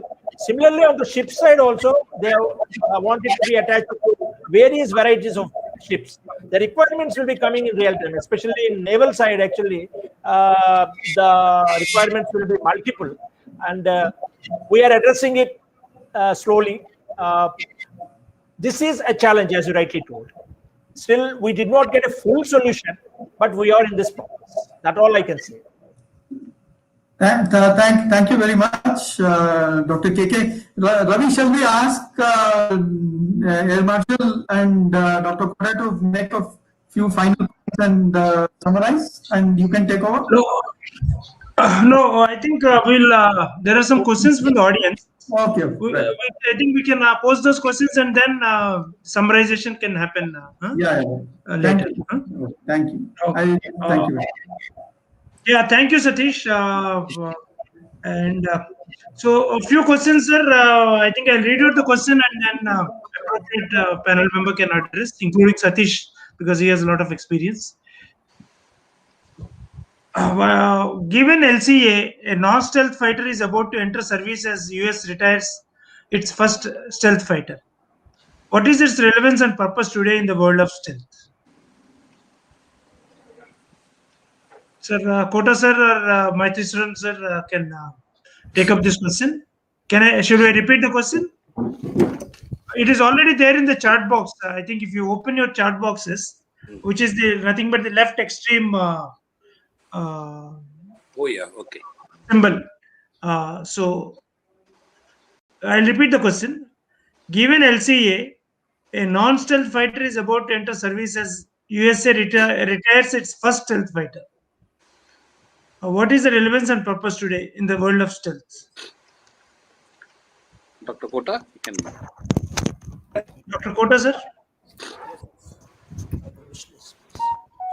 I was cut off just now. I got reconnected. What is the question? Sir, I'll repeat, sir. It is also there in the chat box if you click on the chat box. But I'll repeat. Given LCA, a non-stealth fighter is about to enter service as USA retires its first stealth fighter. What is its relevance and purpose today in the world of stealth? Basically, essentially asking that what is the relevance of non-stealth fighter in the world of stealth? That appears to be the question. Ravi, that question is not entirely correct. So, before Kota Doctor answers, I'll correct that statement. F117 is what is meaning that's being retired. But both F-22 and F-35 are stealth fighters as well. They are still stealth fighters. It's an old generation. F117 is an old generation stealth fighter, first generation. But today we have new generation stealth fighter like F-22, F-35 and all. It is still relevant, still important. There is no doubt on the importance of stealth. That's what I was also mentioning earlier in my this thing is F-35 is a more refined, the conflict between stealth and performance is being balanced to some extent in the F-35, not entirely, but that is the approach. Earlier, the aerodynamics was forgotten when F-117 was designed. But now in F-22 and F-35 also, it's you are able to give a fairly good amount of aerodynamic performance while ensuring good stealth. Yes. I think that is the advancement of technology that is there. Earlier, we had very little knowledge of stealth. The faceted things that you have in 117, it was a very first generation understanding of stealth. Today, we have better understanding. So, you are able to balance the two things. And stealth is still the prime fellow. I think it will remain so for quite some time. Only thing is whether it will be stealth with unmanned or with manned is going to tell. That's what Air Marshal Matheswaran was talking about. But I also believe, the radar technologies, those are all, it's a cat and mouse game all the time. So stealth is dominated, but the other technologies to, stealth is also catching up. There. So it's a continuous battle that carries on. If that battle is not there, the technology companies will be without job. You have railways also without a driver now. Yes. Yeah. It is quite stable technology. Quite stable technology. I think what is that? Dash 18 number, train number 18 or something. Train 18, sir. Train 18. That is a distributed power system train. Yeah, it's like the first Japanese high-speed train. It was a distributed power system. I think you are also now adapted that. Am I right? Yes, sir. It's a train set. It's called a train set. Instead of a locomotive, it will have a distributed power system. That's right. Good. That is like our EMUs or suburban trains. There also it is a distributed power system. But for long distance and high speed, this is a distributed power system train. Of course, a lot of other features are there. We had one webinar on that separately. You have to do that. You have to tell us how to integrate railways with airways. That you will tell us. You are a logistics organization. You have to make sure that logistics are seamless. Right. That's the objective. So one more question. Why was Maruti design experience not developed and built upon? Maybe to the complete podium, because everybody is in the design and developing part of it. But HF24, you are talking HF24. Yeah, it is Marut, not Marut. Why was Maruti design experience not developed and built upon? See, there are some questions which are good questions. Sir, let everybody on. I wonder whether Air Marshal Matheswaran also can answer this. It doesn't make sense. Sir, we should not have stopped that program at all. We should have continued to work on that one. Absolutely. And it was a great lesson for us that we should not have done that. I personally feel it was a lesson for all of us, for Air Force, for the technologies, for the manufacturing industry, all of us, that such breaks are not good for any country. It has sir, you can look back. Your video, sir. You're switching the video. That such a break is not a very good thing for a country of India's size and what you call its strategic position. Okay, it's not the right way to do it. Showed lack of thinking about how you have to build aircraft. Okay. Also, we are not paying enough attention to even transport aircraft. For the last 15 years, we have been running around. We have not built anything here, which is wrong. Which is wrong. That is a very shallow thinking on the part of strategic thinkers. Very shallow thinking. And I think we are the masters in importing as long as import is possible, which is a wrong way to work. There is one lady in Administrative Staff College of Hyderabad. She said, we are a Kharidna Republic. We want to kharido. Whether railways want to kharido or Air Force want to kharido, we are a Kharidna Republic. This is the way you can never become a country of relevance. Okay, this is the great lesson. Okay, this is what we are. You have to have confidence in yourself, have a confidence in your team. There will be setbacks. Because there is a setback, you can't abandon a project. This is a great lesson for all of us. That's a very important point. It's a great lesson. It's a blunder that we had. We are committed. HF24 and the next one. And this is the point I also made when I quoted the National Aeronautics Commission issue. We need a national strategy. Strategy should link different aspects with continuity. So if we now look back and like the question that Satish asked Dr. Kota, how would you do it again? If I was in that position at that point of time, I would have continued with HF24 because we had a lot of other challenges because of the Cold War environment. But that's fine. But that experience is very vital. Right. And while now we chose to move into the LCA, which is the most unstable platform design that we chose, which is a big challenge. In the meantime, I would have used the HF24 as the things opened up, the Americans got friendly. The same engines could have been put on the design, could have been made, within 5 to 10 years, you could have had a fully operational platform filling into the interim for the Air Force. That's one. Yeah, it could have become a platform to prove your, fly-by-wire development, while during the development process. A lot of things could have actually made things easier in their Tejas development program. Yeah. And more importantly, the knowledge management would have been fabulous. Much better. We didn't take a technology development for fly-by-wire. We did not take up a technology for composites. We did not take technology and development for utility. We didn't do anything. We somehow thought, upar se aa jayega. So it was a blunder. At the end of it, It was a blunder. It was a huge And we only hope such blunders will not continue. Yeah. Okay, so this next question is not it a superior approach to Indianize the most Indianizable technology first and proceed so? Right now, quite a bit of LCA tech is still quite foreign sourced. No. It's a wrong statement. It's wrong. I think that this checker is going on. Today, the main thing which we are importing today is the engine. Okay, the avionics, even the radar. Today, radar is going through a wonderful testing. The results are beautiful. They are coming well. The complete systems. Yes, we are importing electronic components, but then electronic components are not made in India, even for a automobile or for a mobiles or anything. So you have to do. Otherwise, at a subsystem level, at an equipment level, things are indigenous. They are pretty good. Even most of the material. Earlier, the composite material, carbon fiber was imported. This also has been indigenized, and it has been is now production is going on. Fiber also is made. So I would say today something like 65 to 70% is indigenous and 30% is imported. Not bad for a fighter aircraft at this technology level. Absolutely. But engine is still a worry, and this we need to concentrate. My worry again is we are invested in engine technology.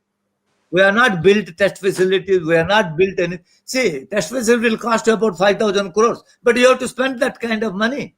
In fact, maybe you are all railway players. I want to tell you, we developed brakes for MiG-21 aircraft. The only dynamometer available was at RDSO in Lucknow. We used the RDSO Lucknow dynamometer facility to develop a aircraft brakes. And whereas the aircraft fellows had nothing. That is the thing. Okay. At least the RDSO fellows were able to think and build a dynamometer. See, if you don't invest in technology, don't invest in test facilities, you can never do. The problem with the engine development is we are not invested in any test facility. If I have made a compressor, I don't have a facility to test my compressor. It costs about 500 crores. But that is the kind of money you have to spend if you want to become a country who can develop engines. You need a high altitude test facility, will cost you 3,000 crores. We need a wind tunnel. We have a before Christ wind tunnel. With great difficulty, they are running an NL. You need another 3,000 crores to have a modern wind tunnel. Yeah, you have to invest in these things. Okay? This is where our problem is. But indigenous content of LCA is fairly good, about 65 to 70%. And I'm sure it will come to much higher level as we go back. But fairly good. That is the kind of indigenization you can get. Much higher than any, including, I want to tell you, it is much higher content of indigenous content than your ships, your trains and everything. Let me put to you that. That's true. Right. It's a continuous process, actually. So, But it is high. It is high content. There is no doubt on that. it's a All continuous brake management, everything we have done indigenously. Okay. But components you have to buy. But thanks to the new policy in electronics, I hope in next 5 years we will have enough electronic manufacturing. I'm talking about not system at the component hardware, level. IT Component level, which ASICs. I import all ASICs. So I design, but I go to Taiwan to make my ASIC. Those kind of facilities once you create, then automatically things will happen. We have to invest, sir. I think we are doing subcritical investment in technologies, test facilities, and encouraging the small and medium scale industry. Our big industries don't invest at all. Let me tell you very frankly, all big industries don't invest anything in technology. They spend more money in advertisement than in technology. That's a very important observation. That's a very important observation of Dr. Kota, and this is I've highlighted in my reports to the government as well. The big industries, the biggest flaw is they are very reluctant to invest in research and development and in technology. And no, you can't be a big technological power if your big industries are so shy of investing in that. And that's a very, very serious issue. And the real champions of technology development are the MSMEs, because they're passionate about it. And they don't get adequate support. And these are all issues that we need to actually address. This is an important area. Absolutely. Right. So one more question. How good are our abilities at sensor fusion and artificial intelligence? And what are our challenges in developing this technology? I feel Satish also can chip in. Satish, you can also reply. But my understanding is it's an extraordinary tool. So it has tremendous potential. There again, our investments were low, but I hope the things are improving. The data analytics is a big thing. And today, if you want to fly a 6th generation fighter, unmanned fighter, let us call it, without AI, you just can't make a 6th generation unmanned fighter. You have to bring in that. The problem of today AI is that what they call is the new machine learning algorithms, they are black boxes. You do not know what the machine learning algorithm is doing. And in an aircraft, if you want it to be certified or you want to be used, you should know exactly what the algorithm is doing. So that is the challenge. That is called, this is a black box has to be converted into a white box. But the opportunities and the challenges are extraordinary. And we need to invest, we need to do more. In DRDO, there are some capability, but I do believe as a country, we may have to enhance it by 10 times. Right. So, Satish, anything to add? I agree. I think the strategic position as far as data fusion and AI, of course, the difference is natural intelligence versus artificial intelligence. So the issue here is sensors.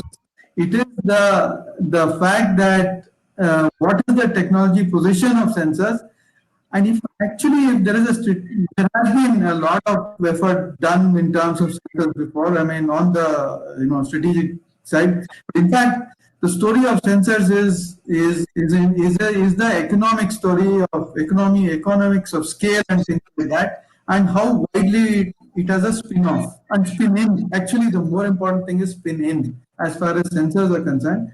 And so I think maybe this is the time for us to have a relook at data fusion and sensor technology, because it has moved quite a lot in some places. Automotive, for example, there's a lot of different things that have happened.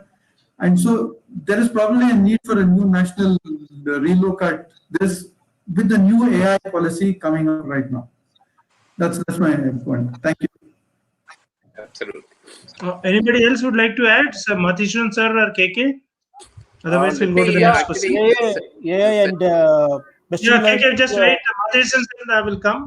Then KK, your turn. I'll ask you. Matheswaran sir. Yeah, the sensors is a very vital one, as Satish pointed out. In terms of sensor heads for your missiles, or even on the radar, this is an area we need to concentrate to get complete control over critical technologies. Again, it's a very, very closely guarded and controlled technology that no foreign vendor is willing to, transfer. So let me quote a couple of examples in this.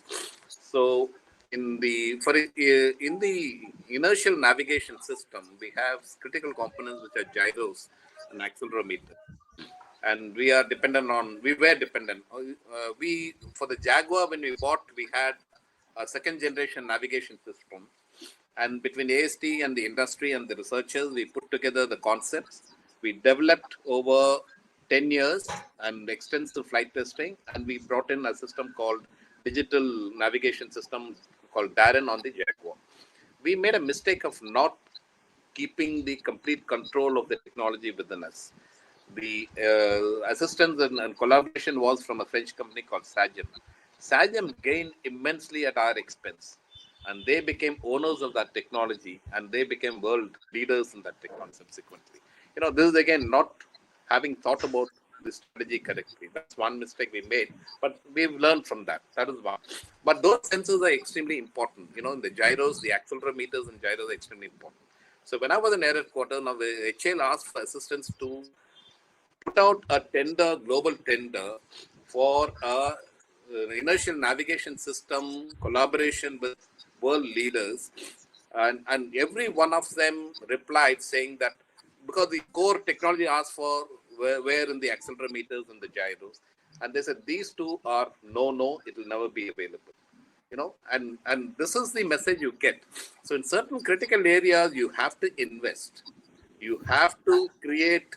These don't come on very short time. It takes time, but investment is huge. So you can't afford to, do piecemeal investments. That's one. For example, Chandrababu Naidu managed to get acceptance from Intel to set up the IT hardware manufacturing, fab manufacturing facility in principle, but for a variety of other political reasons, it went away to Taiwan. Today, our import bill on IT hardware will overtake the petroleum import bill very soon. That is the kind of, so I advised a company on software-defined radio. I believe that's the one completely indigenous system that's designed and developed within the country. But the chip, ASIC chip, as Dr. Kota mentioned earlier, is manufactured in Taiwan. Our own design, our own testing, our own proven system, but manufactured in Taiwan. We need to get these critical areas in our control. And in the context of AI and data fusion, these kind of, investments are extremely important.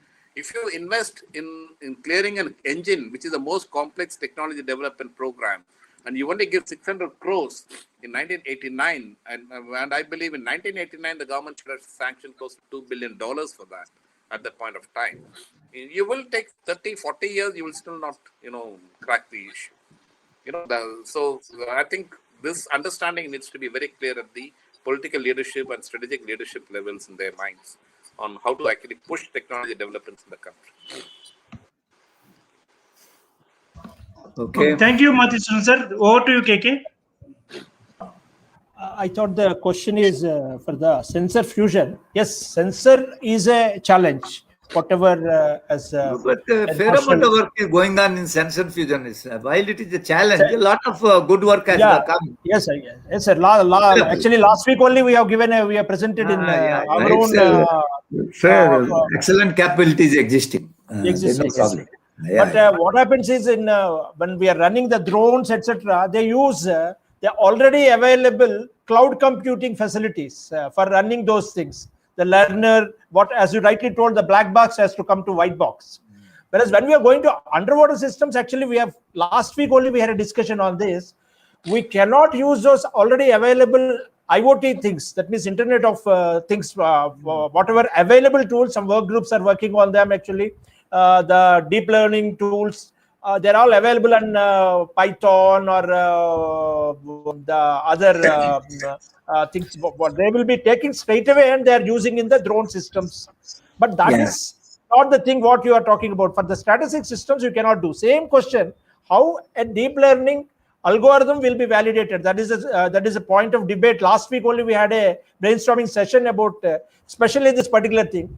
DRDO also is giving a great drive for the deep learning and machine learning, artificial intelligence, how to put this inside our systems, because systems are supposed to become unmanned. there should be force multipliers, man interference should be less. Once we want to do all these things, sensor fusion, on that we have to really concentrate. And we had come to some understanding last week where we have to employ fuzzy, where we have to employ neural, and where we have to use evolutionary computation. These classifications and all we are able to do to some extent. And of course, it is again an evolving thing. But as rightly pointed out by Air Marshal Matheswaran, the inertial navigation system is still an issue. Apart from that, we have some more choke points, like the rare earths, like the lithium. These things are all where probably the strategic materials, the materials which we have to have, unless we have strategic partnerships with someone, we'll not be able to really get them, because rare earth is a very, very important thing. Similarly, lithium for all the things, that is also about rare earth. I want to mention to you, there is a rare earth factory there in a place called Chhatrapur in Orissa.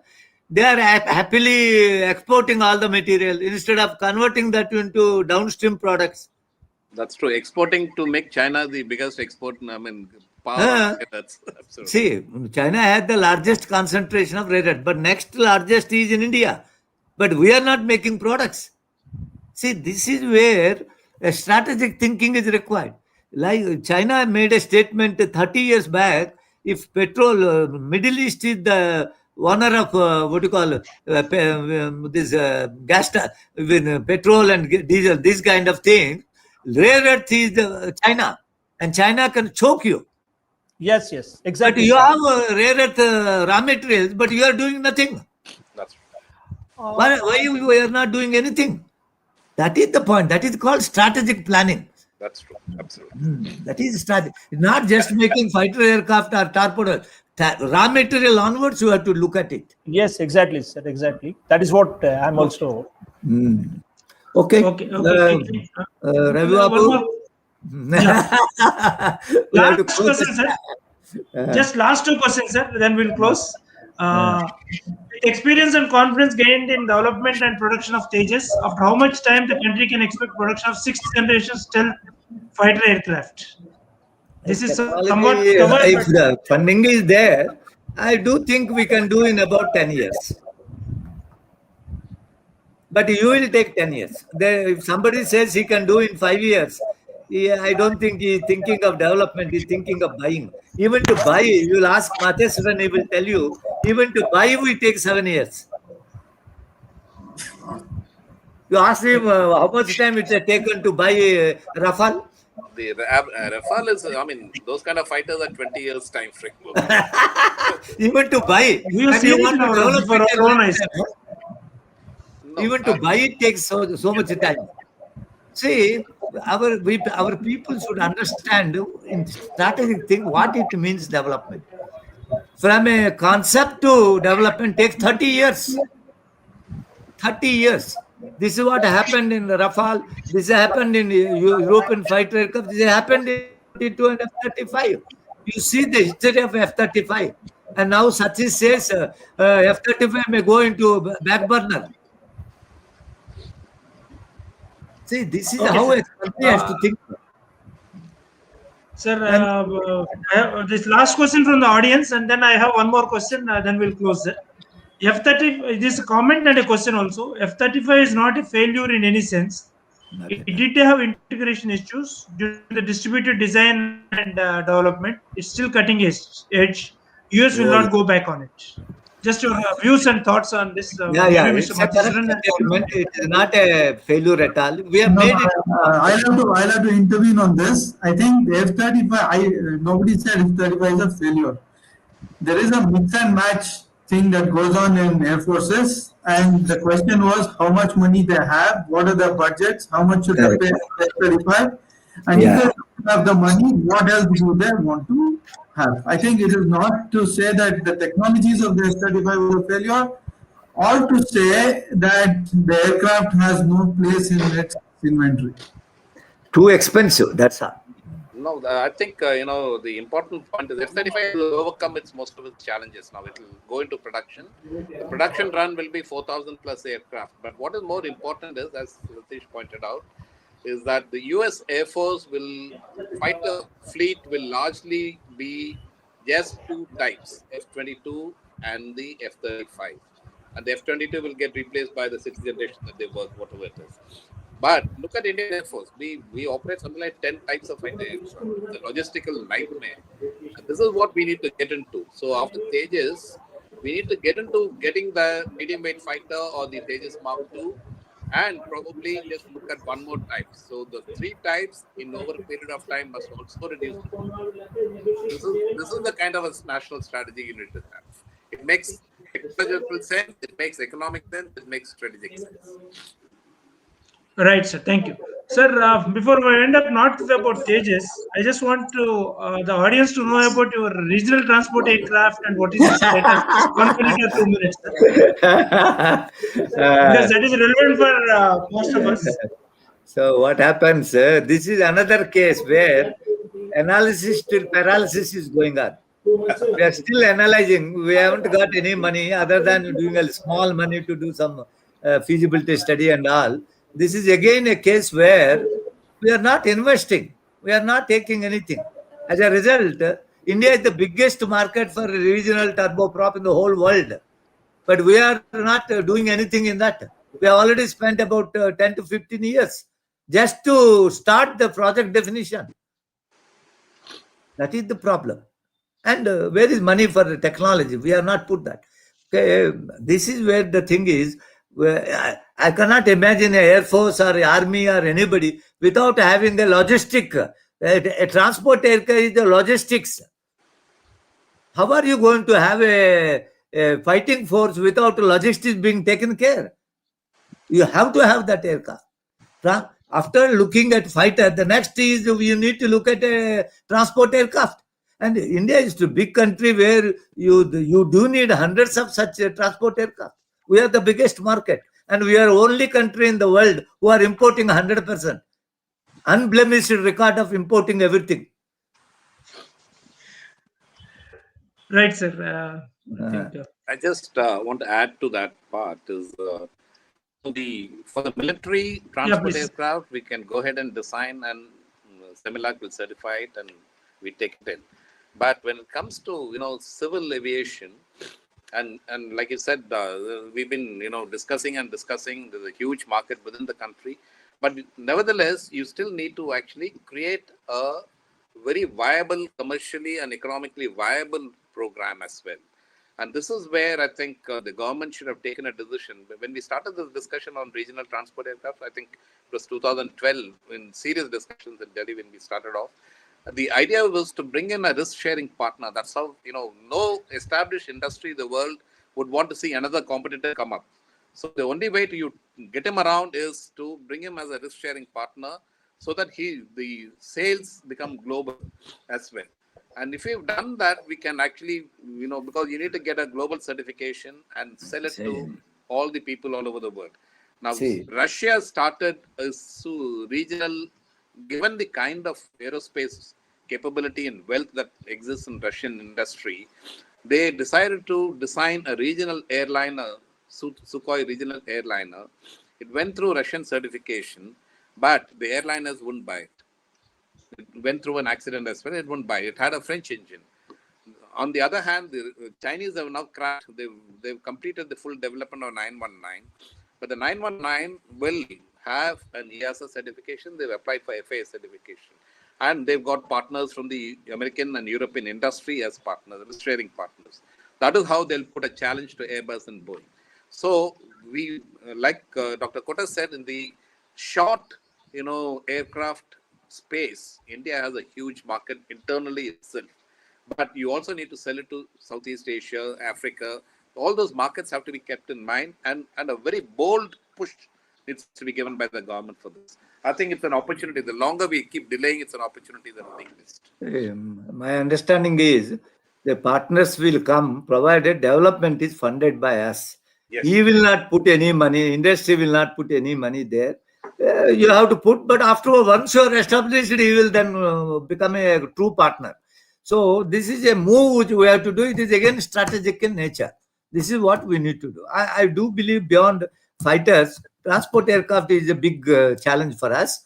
and you have to sell to outside the to civil aviation people. It is a big challenge. So we need to see how to do, but we have to invest some money to do the job. Then only somebody will join you. If you don't do anything, why anybody will join us? He is happily selling you. Why ATR will do anything when he is able to sell you? As long as they know they cannot sell, then only they will become your partner. Russia didn't want to become partner because he is happily selling. That is the same story here. Right. So thank you. Satish, would you like to add, or sir, you are saying something? No. I only want to thank you. Sir, Satish, would you like to add something? Then we'll thank everybody. Thank you. It's been a pleasure for me to be part of this. Thank you all very, very much. Thank you all. Thank you so much. Right. Final vote of thanks and winding up, sir. Mr. Subham Jain will do the honors of winding up and vote of thanks. Subham Jain. Thank you, sir. Sir, we bring to conclusion the 7th webinar of Hyderabad chapter of CILT on the topic of development story of Tejas, our homemade light combat aircraft, and the lessons which we have learned. We have heard from the pioneers themselves, the people who are in forefront of the development. It was an exhilarating discussion which shed light on some of the novel aspects of Indian innovation and technology. We heard from the man in charge of Tejas himself, Dr. Harinarayana, former program director and chief designer of India's light combat aircraft program, about India's journey from foreign defense imports towards self-reliability in light combat aircrafts, highlighting the challenges HAL faced on the way, starting with the first attempt with HF-24 aircraft. Thank you, sir, for your time today and exclusive insights into India's first truly indigenous fourth-generation fighter aircraft, particularly the challenges with respect to its material, control system, avionics, weight of the aircraft, and the exceptional requirements of accuracy and safety. Distinguished Air Force veteran Air Marshal Dr. M. Matheswaran highlighted the strategic importance of light combat aircraft in India's defense against a hostile neighborhood and maintaining its sovereignty. Development of an indigenous aircraft was challenging during a period when India was enduring financial crisis. On the other hand, self-reliability in defense equipment was critical for our nation in the changing world power dynamics with new emerging economic and military powers. Sir, I express my gratitude for your contribution to the discussion and highlighting the lessons learned from post-World War II geopolitics in military equipment manufacturing and its importance in bestowing the status of major power on a nation. Scientific challenges in development of a light combat aircraft were highlighted by Sri B.V.S.S. Krishna Kumar, leading scientist at Naval Science and Technological Laboratory, Vizag. With his expertise in indigenization of guidance and propulsion systems in missiles and torpedoes, Sir shed light on hiccups in developing a new indigenous system and how his team overcame them. Process of import to reverse engineering to indigenous development to export is a long and meticulous process which requires the best of vision, leadership, scientific expertise, and financial and moral support not only from political leadership but the media and public as well. Thank you, sir. Heartfelt gratitude to our moderator today, Dr. Satish Chandra, former Program Director, National Aerospace Laboratories, for a very informative and lively discussion with the speakers and your deep dive into the process of knowledge generation and its preservation during a mammoth exercise like Tejas development. Sir also touched upon the fighter pilot's perspective of light combat aircraft and what it means for the IF in the future. The Indian Air Force collaboration with HAL for testing and iterative improvements of Tejas was critical for its development. Tejas has been a milestone in India's story of defense equipment manufacturing and export and will continue to inspire ongoing and future projects in this regard. I would like to thank CILT, particularly all members of CILT Hyderabad, whose cooperation and support made this initiative possible. A special thanks to Ravibabu sir for all the hard work he puts in for each and every one of these sessions. A warm thank you for the technical support team for bringing all the participants and viewers together through technology for a lively discussion. I express my gratitude to all our viewers for connecting with us through YouTube and for their participation through queries. Thank you all. Jai Hind.